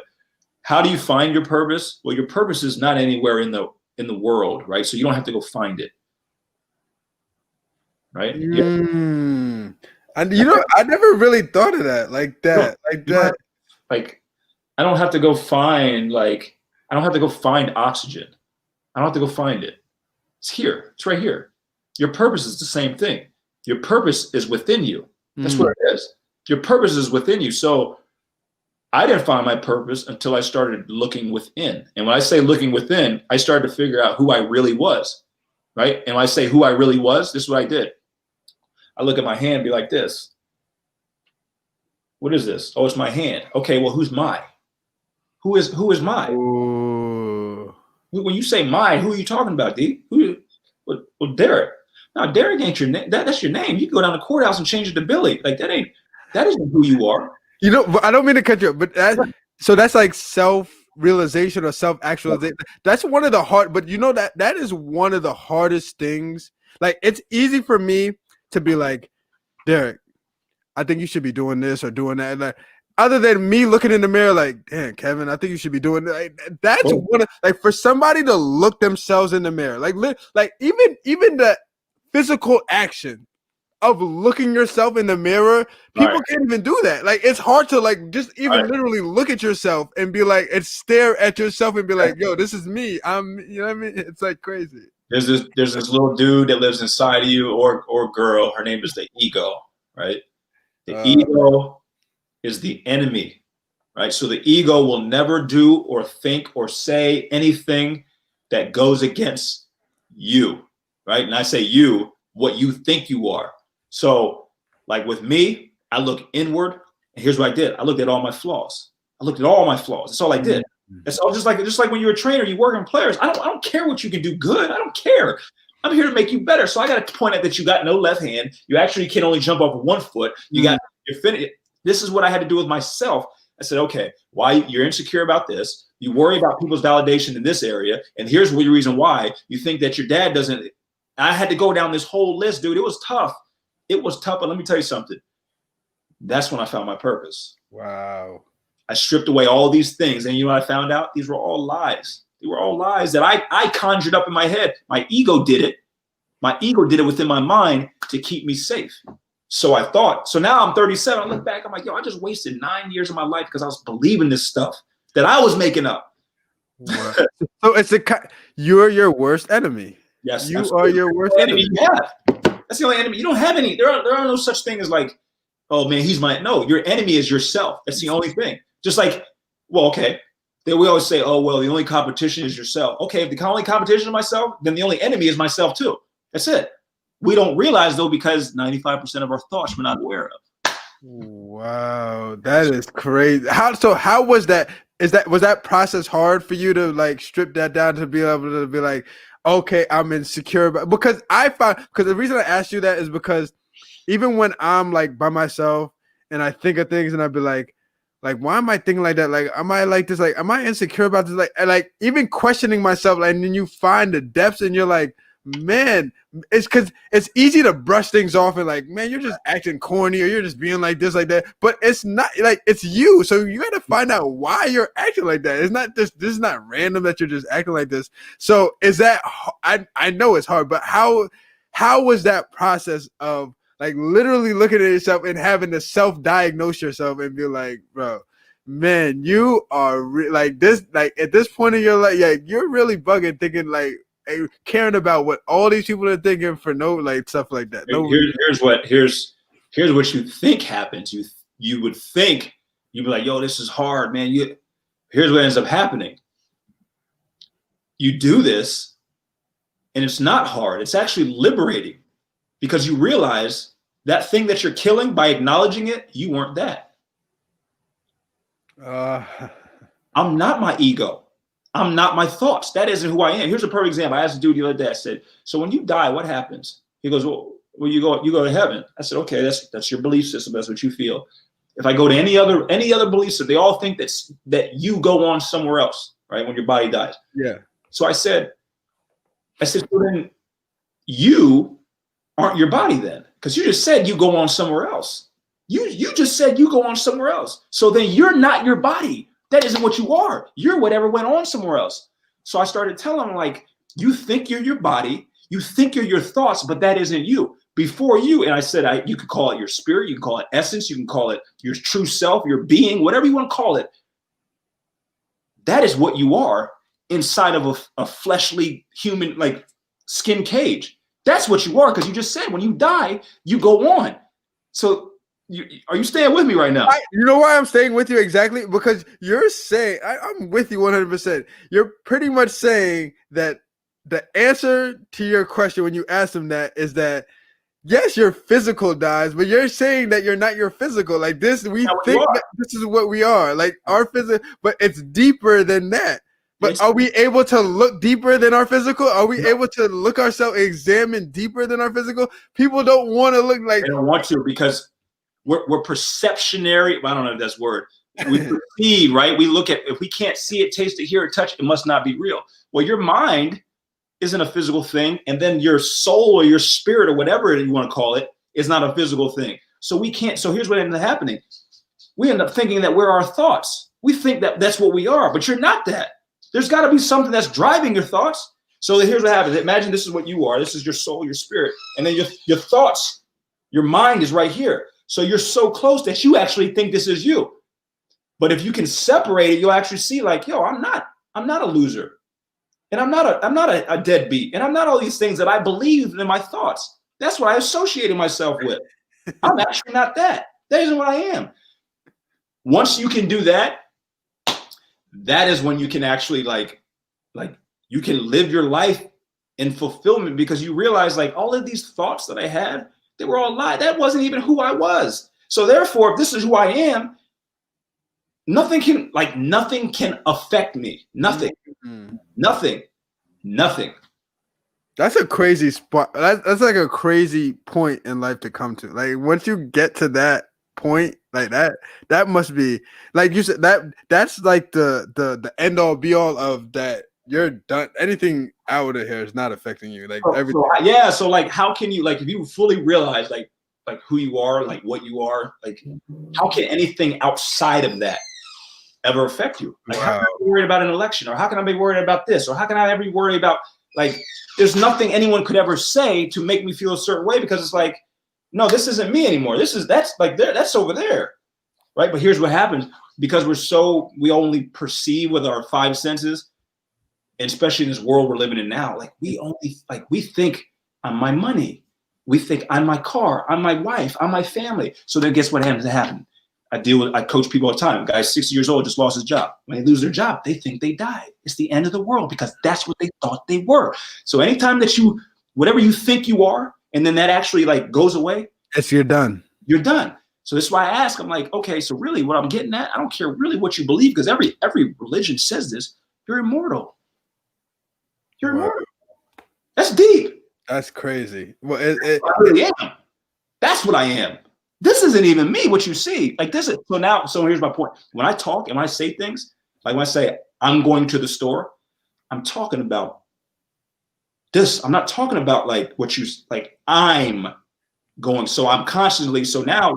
Oh, wow. You're going crazy. I need to go there, dude. Like, so, that is so, I want to go there, because like everything, the funny thing is everything I had like question for you just went out the way, because this conversation is so great. This is great, man. And I knew it was going to go like this. So I was like, okay. But I just want to say, shout out to you.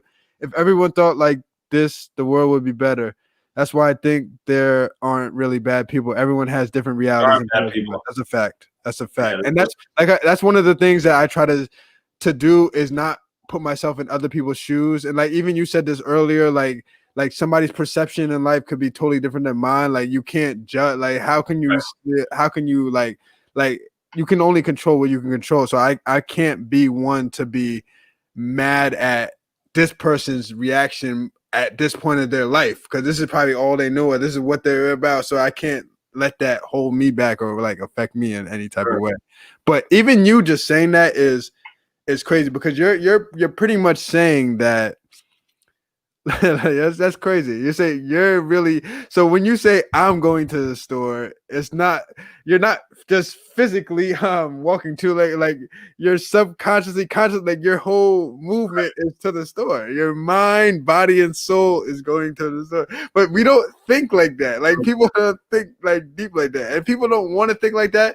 But the funny thing is like what you say, because everybody thinks like some type of I don't even if you don't believe in heaven, hell, whatever, but you think like when you die something is gonna happen to you. You know what I mean? So subconsciously everybody thinks something is more than body. So Right. physical. So everybody thinks more than physical body. So why Right. are we not acting like that while we're here? Why Yeah, are we not acting more than physical? Why can't- well, the really I hate using this word because it's so relative, but the really successful people, they understand this. Like they get it. They realize that there's nothing in a physical world that could ever harm them or keep them from doing what they're trying to do. You are actually a spiritual being in the form of the physical. So therefore, like we know, like I say spiritual, I mean you can't touch it. Like in the spiritual world, like there are no boundaries. There's no space, no time. There's no boundaries. This is why, like, I can pray for somebody in China. I can pray for somebody in China because there are no boundaries in the non-physical. Well, in the physical, we got boundaries. We have literally physical. Like I can't just jump to the screen and come to you. We can't do that. Once you understand that you're actually like the limitless, that's actually what you are. Once you understand you're the limitless, living in a limited world, like, oh, I got free game. I can do whatever I want because none of this applies to me anyway. But here, when we get in trouble, is when I play by like the limited rules. I'm playing by the limited rules, but I'm a limitless being. So you're putting yourself in a box. Put yourself in a box. Put yourself in a box. Wow. So like, for example, I'm just using as an example, like, and a lot of people do this, like, I don't think I can do this. I don't, well, why can't you? Why don't you? You can actually literally do anything that you put your mind to. Anything. That's literally anything. There's nothing. Wilbur and Orville Wright, they created the airplane. You can't tell me that when they started making, people were like, there's no way you can make something that will defy the law of gravity. There's no way. I've been on a plane for 17 hours before, right? Like, think about that. That plane is in the air. How is that thing moving in the air like that? How is it just staying up? Shit. This is why, like, and I'm not going to get into this, but this is why, like, when in the Holy Bible, God said, I made man in my likeness, in my image. What he was basically saying, I'm giving y'all free. Y'all can create just like I did. I created everything. Y'all can create everything too. Go ahead. Go ahead. But you got to think. You don't think. That's why you went to the people that are like the successful, if you want to say quote unquote, they think like that. That there's nothing they can't do. There's nothing they can't do. True story. You ready for this? This is how I know. Last September 2019, I'm folding laundry on my bed, right? And the TV's back over here. And I turn on a Bill Gates documentary because I just want to be inspired, right? Yeah. I turn it on and I'm folding clothes. I'm listening to it, and the guy interviewing will ask, what's one thing that you fear or that you're scared of? I'm thinking he's going to say, like, his family dying or, like, losing his fortune. And I'm folding clothes, right? And he goes, I'm afraid I'll lose my ability to think. I turned and looked at the TV. I was like, at the time, I was like, man, that man's worth 125 billion. That's all he's thinking about. I will pay somebody to think for me. A year later, though, right? Because I started to reflect inward and started to go on this journey. This man, he knew. This is how he makes $73 billion in 6 months in the middle of a pandemic. This is how.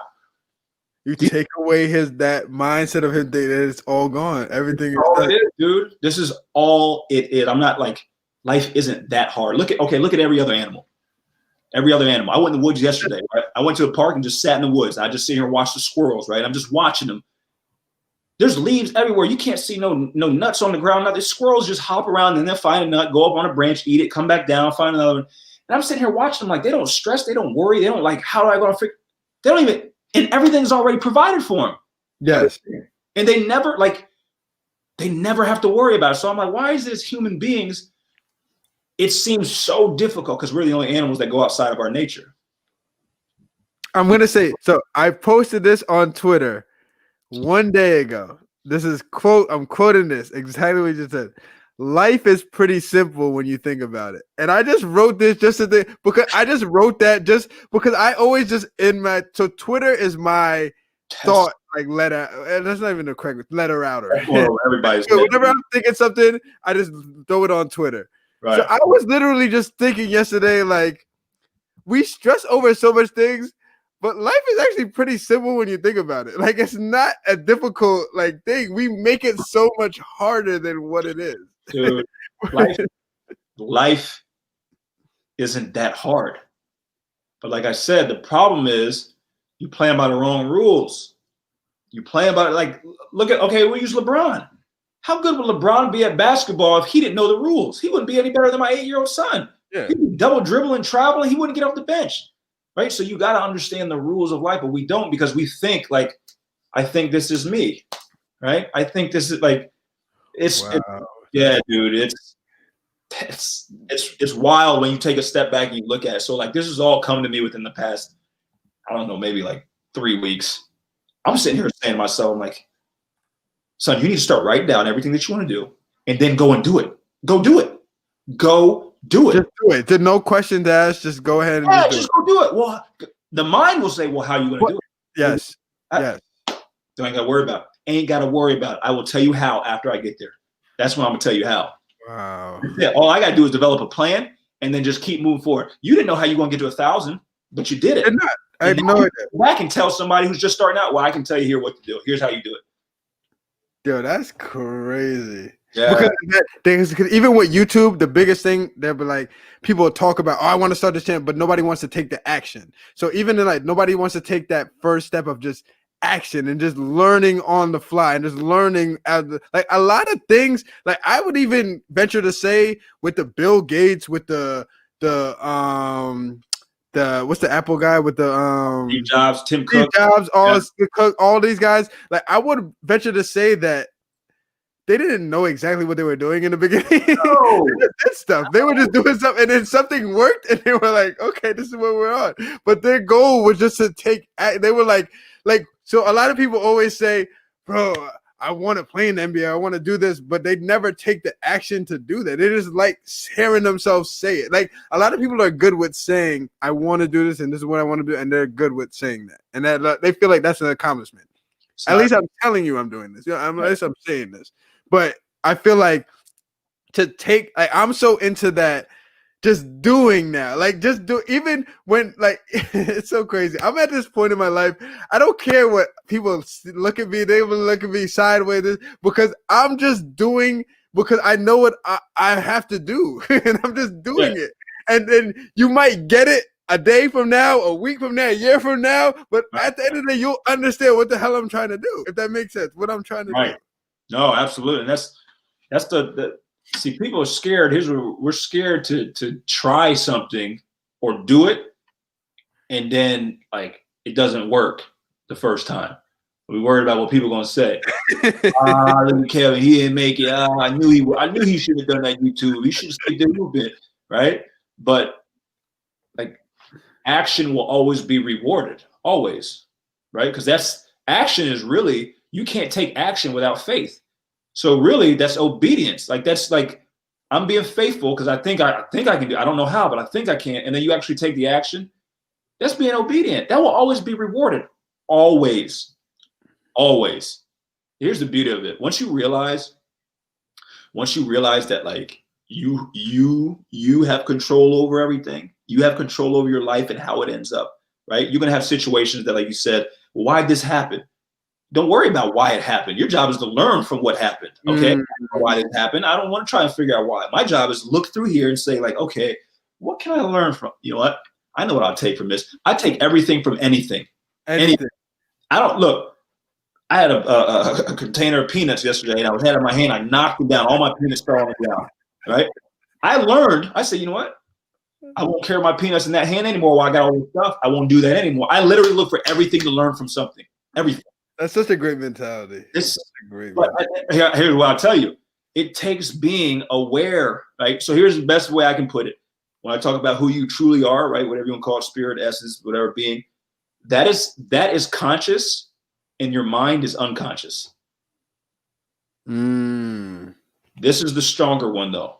Right? No, actually, this is the stronger one, but because this is like this just runs wild and it's not, you're not aware of it. Like you're not aware. Yeah, so you think this is you. Oh my gosh. That is because you, like you said, 90% of your actions are from your subconscious. So but you just don't know because your conscious is running wild. But that's why a lot of people, that's why I always hear people say that you got to control your thoughts and stuff like that. It was because your conscious will just go boom and just boom, boom, boom. Oh, this. But it's not like if you just literally accept like what's going on and just understand, like even just saying this, if you just understand that where we're at and let's say this, okay, this is what my conscious is going to do. This it's going to play games, it's going to throw me sideways, but I have to understand more than that, and I have to be able to fight that because it's a give and take. That's what it is. It's a give and take. It's a give and take. It's going to consistently throw things your way and be like, do this, do whatever they can, and try to throw you. But you need to. Don't be mad when stuff like that happens. Just be like, understand it. Like, all right, there we go. Right. Here's the thing: what people don't understand, like, your subconscious is what rules your behavior, right? So if I understand that, well, I'm gonna reprogram my subconscious to the way I want it, and now my behavior will. So here's the equation: people think like, oh, I have a bad job, and this is why I have bad thoughts. No, you have bad thoughts, and that's why you have a bad job. So here's the equation: it goes your thoughts, and then like an emotion, right? Your belief, this is your subconscious, and then your belief dictates your behavior, and then your behavior dictates your reality. So if I want to have a YouTube page with 1 million subscribers, I first think it, and then I sit down. This is what I do. This is why we have a higher faculty of thinking called the imagination. My dog doesn't have an imagination. Human beings do. Yeah. You're supposed to use it. So I sit here and I think, right? And I just sit here and think and imagine what it'd be like. For example, when I was coming on here, you know why I was really nervous? Why I had butterflies? Because in my mind, right? And this is no offense to you, right? I'm thinking like I'm doing a YouTube thing with Ellen DeGeneres right now. I'm on the Ellen show. This is what I'm thinking, right? Coming into it. So this is getting into my subconscious, and that's what dictates my behavior, right? So then 95% of my behavior will be in line with what it takes to get on the Ellen show, and I won't even be aware of it. So that's exactly what I said the be do have. So your mentality was higher. Like, how would I be acting if I got, that's crazy. People don't realize, like, people don't realize I can't act like that when I get there. I have to be that before I get there. That's how I'll get there. LeBron already knew he was LeBron before he got there. Then here's the beauty of it. When you get to 1 million subscribers, Kev, they'll never see this part of it. They'll never see this. Never. They won't know any of it. They never will see it. Like, so you have to know already and feel inside. Feeling. That's why feeling is everything. You have to feel inside of you. I'm already that. I'm already that. And carry myself appropriately and carries. What's going to be the difference? Here's the best analogy. If you win a lottery, if you don't win the lottery, what's the difference? The feeling. That's all. You winning 100 million just gives you the permission to feel that way. I can feel that I can just sit here and pretend it. And act like I have 100 million. That's it. Yeah, that is so crazy. That's so true. Like, that's one of the biggest things I'm dealing with right now is just fighting with that and just understanding that is like people call it, you know how people call it cocky, but I don't look at it like it's just I understand what I deserve. And it sounds like selfish or stuff like that. But it just comes from a mentality of just knowing what I put out here. So I know what I deserve. And I'm not out here going through the motions of doing such and such. So if I'm going to walk and act like you just said, I'm going to act like I have 1 million subscribers. I'm going to act like I'm Coach K, Duke, coaching at Duke. Every time I coach, you would think I'm Phil Jackson. I just won my 6th ring with Jordan. Yes. You would think I'm that type of coach. But that's just my mentality. Yes. I'm just carrying myself with that mentality because I know the work I put in. It's not coming from a place of, oh, he's so fake, he's so corny, whatever. But it's just knowing where I am and knowing what I'm trying to be. That's what I want to be. So why do I have to wait to be that to act like that? I already know that's what I'm going to be. I'm going to be that. So I'm going to be that now. And then when I get there, I'm going to be like, I was already that 10 years ago. Being is having. Being is having. being is having. So if I'm being that, I already have it. So I acted like, seriously, think about it. Think about it. If you feel that you're this way, because people are going to say, oh, you're being cocky. Here's what cocky is. Here's what that is. Cocky. I hate that word. I hate that word. I hate it because it's so. Because the ones who know, the ones who don't. But like LeBron is so cocky. Kobe was so cocky. Like come on. Here's why. You think he's cocky because you're here and you're looking at him up here. Like, man, that's you trying to put a box on him and bring him down to where you are. That's what cocky is. You wouldn't think he was cocky if he was down on your level. There's an insecurity there that you feel as though he's above. So I got to do something to bring him back down to where I'm at. Right. That's why I say, like, LeBron, like when LeBron said, like, oh, I'm the GOAT. I remember everybody threw a big fit about it. When he said it, yep. Like I look at him like he knows.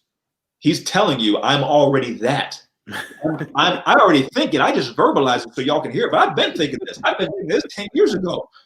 LeBron thought this 10 years ago. How can you ever be something that you never think that you are? That's a fact. That's a fact. You can't. That is a fact. You had to think you were capable enough to have a YouTube page to have a YouTube page.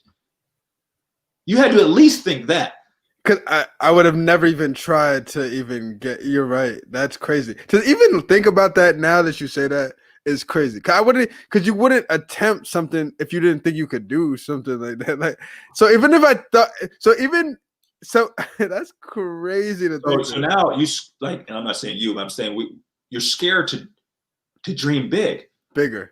We're scared to dream big because, like, what if people think I'm not, like, what if they think I'm cocky, or they like, no, that's what I'm trying to tell you. Like, if you knew really what you were, you have no boundaries. There are no limits.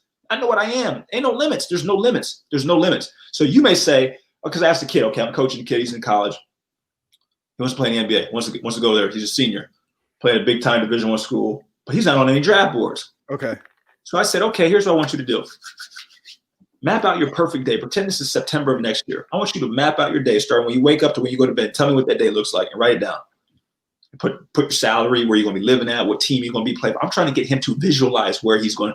So he goes, he said something about a salary and it was low. I said, why'd you make it so low?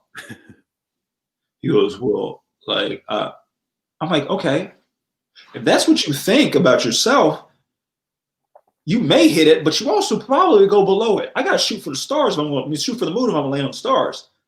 Right. So I went through this thing with him. So we went through, and I did this with my life. That's why I told you I get up at 5 in the morning, because I went through and said, okay, here's the goal. What do you think it would take for you to be that goal? Okay, well, I got to make sure I work out. I got to eat healthy. I got to go to bed early. I got to get up early. I got to do all these things. So I went through and made out this, I constructed my life. I said, okay, what things can you do right now? So I went through and checked off. I said, well, I can get up at 5 in the morning. I can go to bed early. I can eat healthy. I can do all the, okay, maybe I can't do that because I just need, and I went through and did everything that I could do. And then I looked myself in the mirror. Okay, I went and said, well, how come you ain't doing it right now then? What you waiting for? Oh, man. You say you want that, but you won't even do what you can do right now. Won't even do it. That's so crazy. But that comes back to looking yourself in the mirror. Like, people don't want to ask themselves those questions. Like, we talk such a big game about, oh, we want to do this. Like, why are you doing it now? Like, what is stopping you from doing that now? Like, right at this moment. Is there anything? I talked to a lady. She goes, she's like, I don't like my job. I was like, okay. She goes, well, I said, well, what do you want to do? She's like, well, I want to do like blogging and like be a YouTuber and influencer. I said, okay, we'll go do that. She's like, well, but it doesn't pay anything. I said, okay, well, stay at your job that you hate then. What do you want? She's like, yeah, but I just feel like that pays me and then this does. And I said, well, at some point, that's never going to happen with you sitting over here talking about it. At some point, you're going to have to do it if you want it to really happen. Yep. This is why they call it life, right? You got to take a leap of faith at some point. She was like, but this is what we do. We like to straddle and stay safe, right? 1 foot in, 1 foot out. And both of them end up being down the drain because nothing gets off the ground. And then this goes down in the ground because you're not giving anything to it. You got it, man. You only get one chance, man. You get one chance. You get one chance at it. You're right. They're so right. And I feel like if you're willing to take that risk, like if you're just willing to take that risk in life, like what even if it to you it's not a risk, but just other people might think it's a risk, but just if you're willing to just be like, you know what, but I'm gonna do what is in my heart and I'm just gonna do it to the best of my ability. That's it, And dude. the outcome might not happen today. What I want might not happen tomorrow, might not happen a week, a month. But if I just continue down this path of that, I just feel like you said, it's always that, bro. I wake up in the morning, ring, ring, ring. What? Assistant coach for yeah, I'm interested in that. You know what I mean? You don't like. I just feel like stuff like that is gonna happen if you're just headed down your path. Like that's not something that's crazy or random to happen.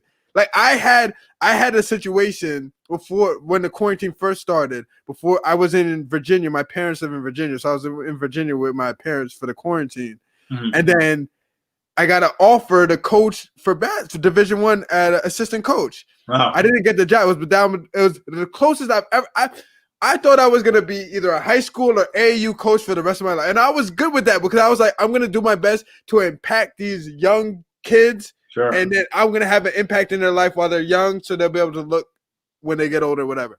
So when I got that, I was like, even though I didn't get the job and people be like, oh, he didn't get it. I thought about it like, damn, to even get offered a job and I have to be headed down some right path. I have to be doing something right to even be offered that type of job. So I'm like, what I'm doing is what I'm supposed to be doing. So I got to continue to do it to the best of my ability because that's what got me the offer. What got me the offer is just me not thinking like I'm trying to get an offer for a college, but just doing what I'm doing each and every day to the best of my ability.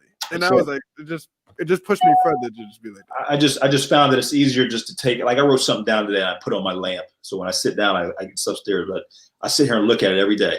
And it says, you have invested too much time into yourself for it not to work.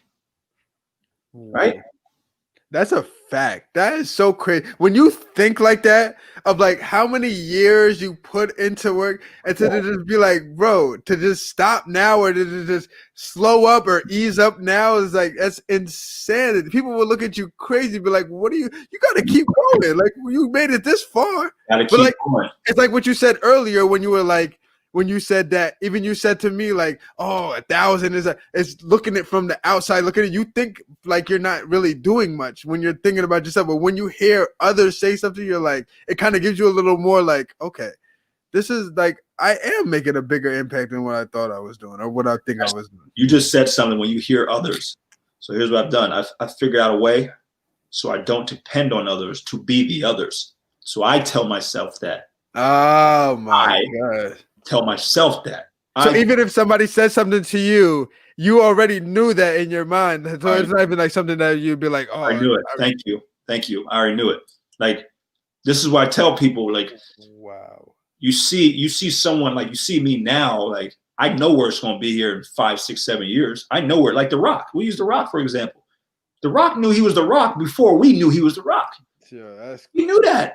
That is so real. And that's, you know what's funny about that? Because even us looking in, you're like, he has something. You always see those people that just have something. So it's just that they know they're bigger than what they're doing now. It's not, this is not what I'm just going to be doing. It's something bigger and more than what I'm going to be doing. And they carry themselves appropriately knowing that that's where they're going to get to. They already know. And here's the thing. I tell people all the time, like, because we think, oh, I found my purpose, then I got to make money off it. No, you don't necessarily have to, like, make money off of your purpose. Here's the reality of it, though. In today's world, you can make money doing anything. Anything. So you can figure out a way to monetize your purpose. Now, if you're fortunate enough to do that, and I'm in the process of constructing and building this, what I'm doing now. Yep. If you can do that, you'll never work another day in your life. Ever. It ain't work. I've been doing this for free. And here's the other thing too. You said you put so many years in. You're doing this YouTube stuff. You know how much training before you actually, like, the things that you were using that you learned 5, 6, 7, 8 years ago, like the tools. Come on, man. I'm helping people now with life. And I look at it, I'm like, wow, like, there's lessons that my mom taught me when I was 8 and 9 that I'm teaching other people. You see what I'm saying? it's literally it's just a camera in front of me. It's just a camera in front of me, but it's not something like I'm doing different. Like I'm like, oh, it's YouTube now I have to act differently. It's just that there's a camera recording what I'm doing. I will tell you this. If you can keep going, if you can withstand the naysayers, the negativity, if you can keep going, Kev, and you can think what you want and then just say, you know what, I'm gonna do whatever it takes. I don't care how crazy I look, I'm gonna do whatever it takes.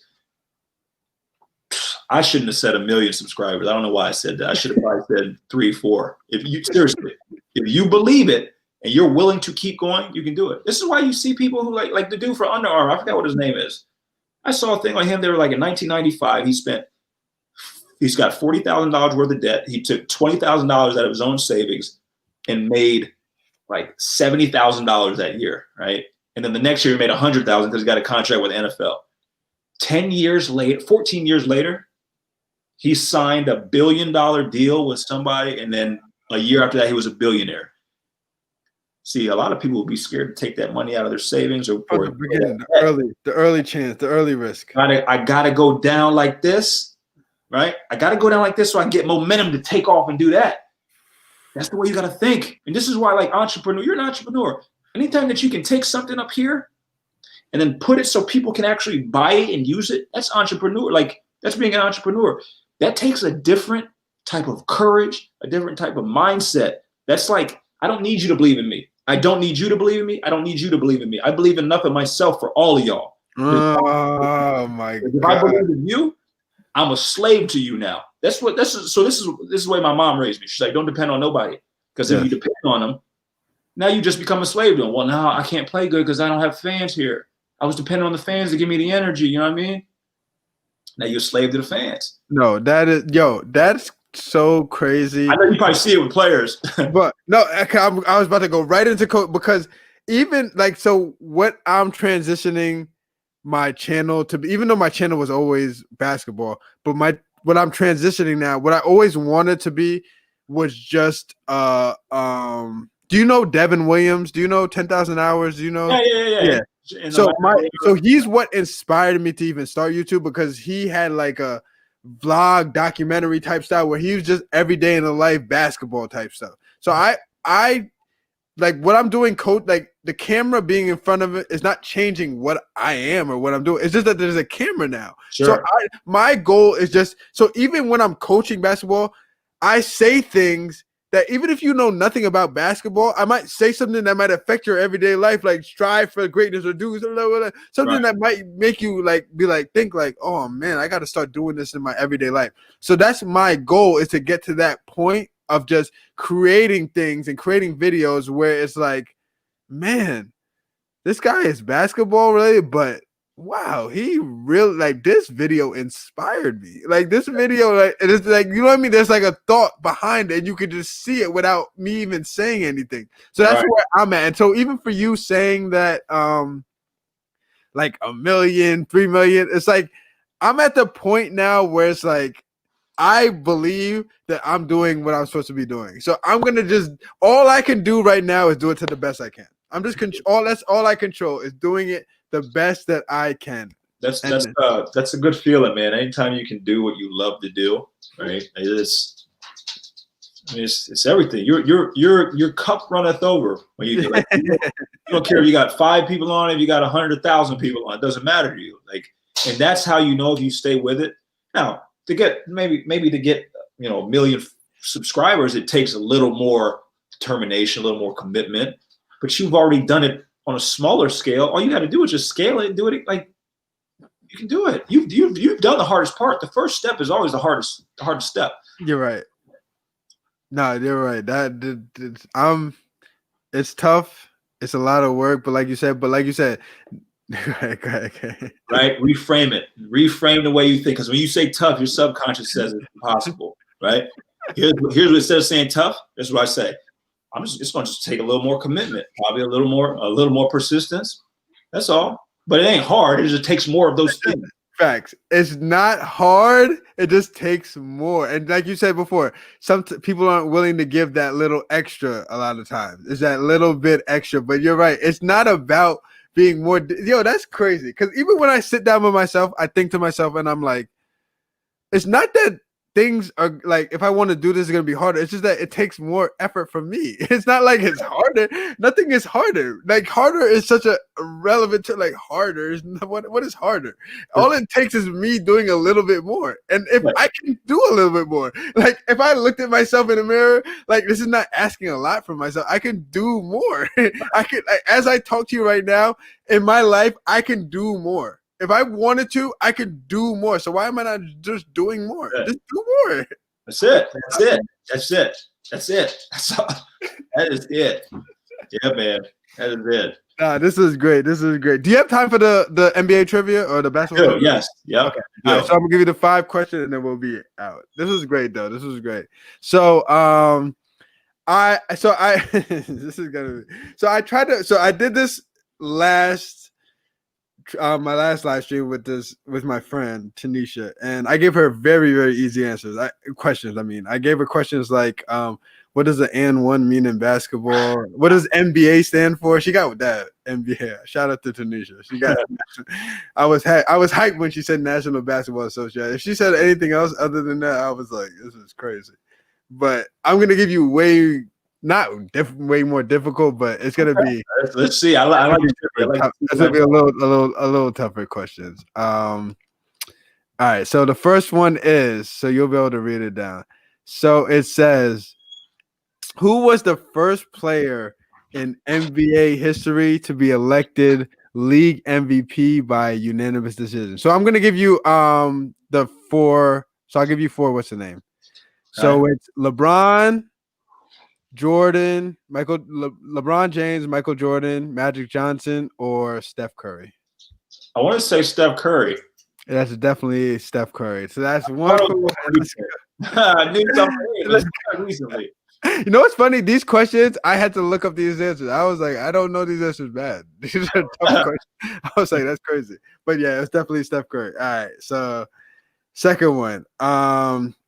Who is the all-time leading scorer in men's college basketball? Steph Curry, Freeman Williams, Pete Maravich, or Larry Bird? Pete Maravich.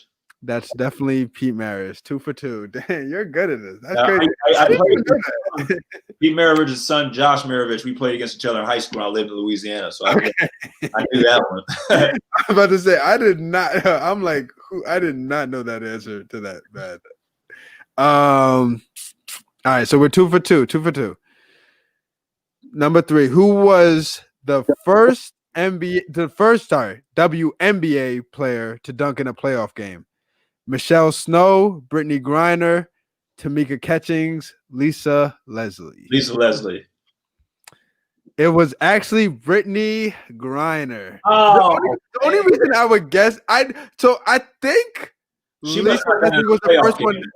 Yeah, I think Lisa Leslie was the first one to ever dunk in a game. Got it. I think playoff game was Brittany Guy. Yeah. Okay. I do remember seeing Lisa Leslie do a dunk before, and I was like, yeah, that's definitely the first. Because they hyped it up, and they were like, oh, this is crazy. But all right, so 2 for 1. All right. Fourth one.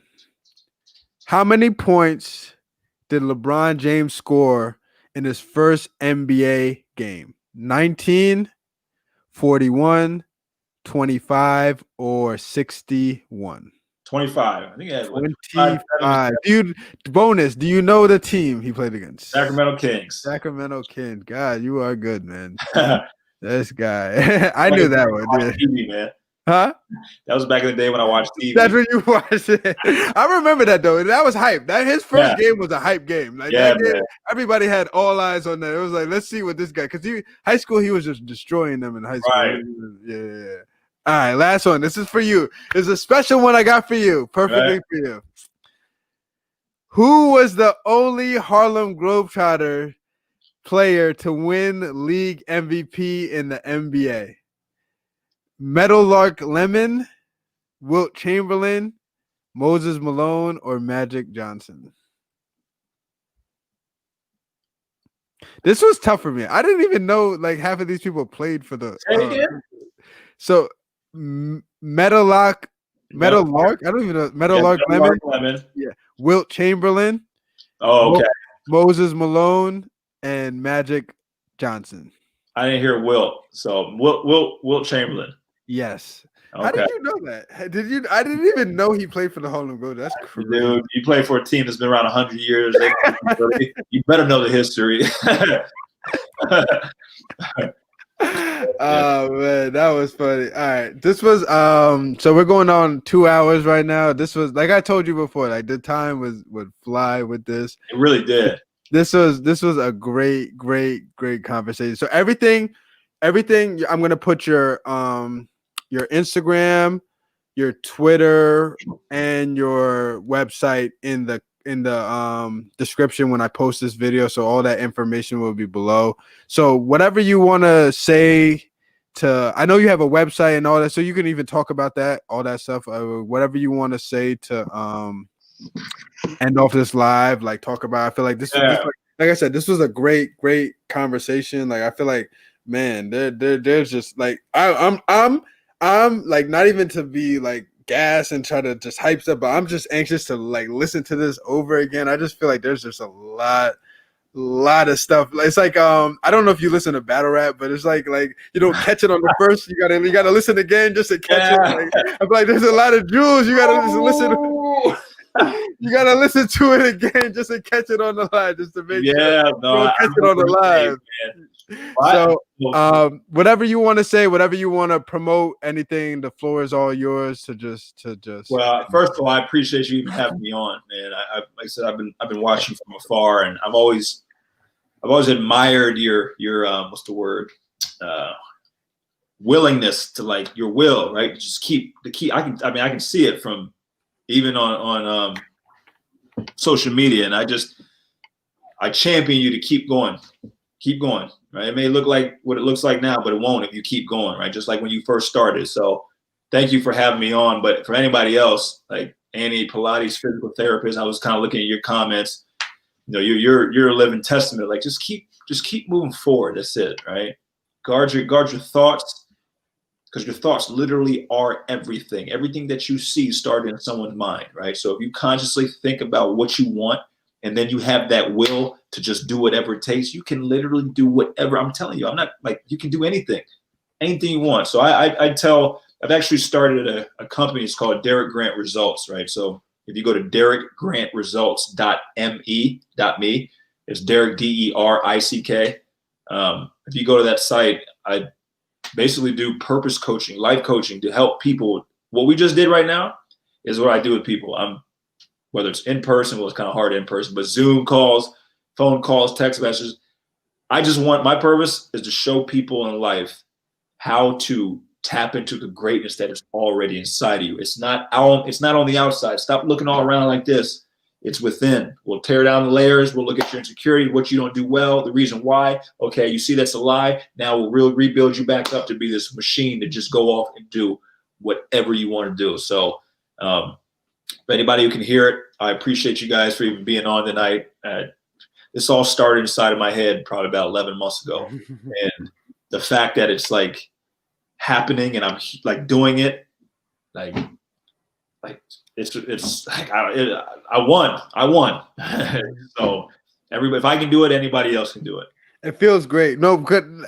Like what you just said is because like where I'm at with even this purpose driven and everything, like even before we got on this live, I told you about this. It's just crazy how we just had the purpose. Everything is like just this, the purpose just ended up just perfectly. It's just so for me, my goal is to get to where you're at, where you have a structure. Cause I went on your website and you have processes, you have steps, and like to help people achieve their purpose and stuff like that. Like for me, I'm just at the point, I'm at like the beginning stages of just showcasing my purpose in life, and hopefully that inspires others to want to find their purpose in life and do all that stuff. So my end goal is to get to a point where I have a process like just like you, where it's like this is a step, like I can help you find your purpose in life. If that makes sense. Like I'm definitely at the beginning stages, and I'm just like every time I see your videos and see stuff you do, like that iron sharpens iron, like stuff like that. I take it in my, like you just said, I take it in my subconscious. I make sure I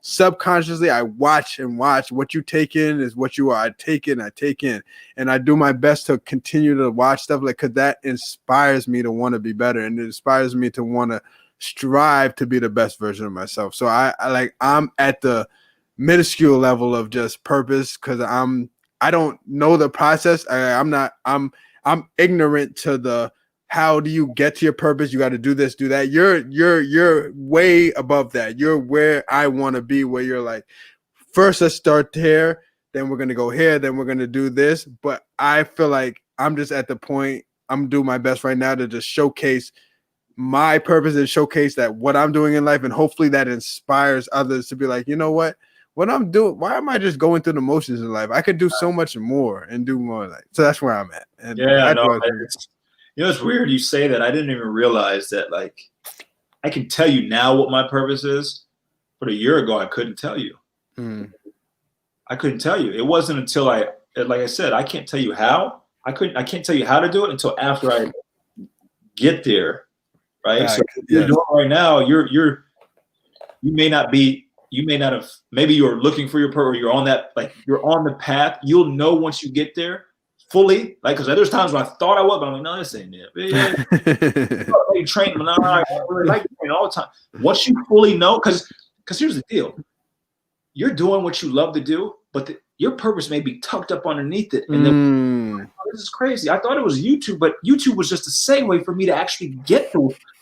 That's crazy. That's what training was. I thought training, like, I'll do this forever, man. I'll build a gym. I love training. Was just a segue for me. It was a stepping stone to get me to here. I never would have thought. Never, ever, I would put basketball on the shelf. Never.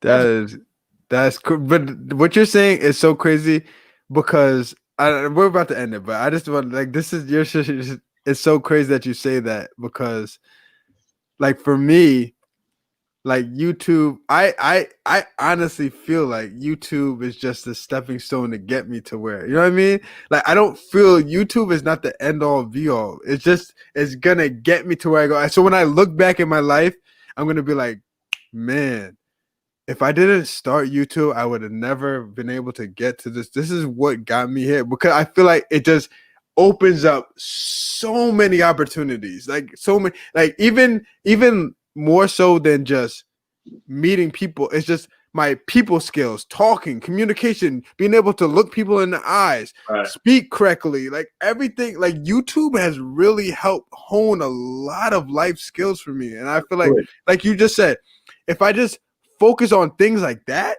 other than, oh, can I get 2 subscribers from this live stream? Right. But if I'm focused on, I did this 2-hour live stream and I spoke as best, and can I learn from speaking? Like that stuff is so much more integral, I feel like, in my life than the numbers and stuff like that. And at the end of the day, that's going to create the life that I want to. Primary will always take care of the secondary, man. Always. This is good stuff, though. All right.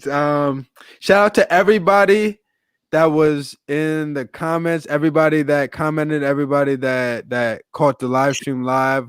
I appreciate each and every one of you guys. You guys definitely continue to support my channel. You continue to show love. I appreciate it. I appreciate it. Definitely hit that like before we end this. Hit that like button. All that support, all that helps. This was fun, man. This was just fun, and it's just good. I try to keep these live streams as authentic and real as possible, where we can just chop it up and just have good conversations. So I hope you guys got good information. You guys got good, we dropped jewels, and you got good things that will help inspire you and motivate you in your everyday lives, or whatever the case may be. But this was fun to do, so I definitely enjoyed it. And Derick, I appreciate you for coming out. You didn't have to do this. I thank you for doing this, and I don't know why you felt nervous, because that's crazy. You're the life coach. You're the life purpose coach. I'm the one that's supposed to be like, all right, what am I gonna ask this guy? He has all the answers to everything. I'm gonna hit him with something. He's gonna hit me with the crazy answers. I'm gonna be like, man, what are we doing here? But No, you're doing an amazing job, dude. Keep it up. Seriously. All right. I appreciate that. Thank you, guys.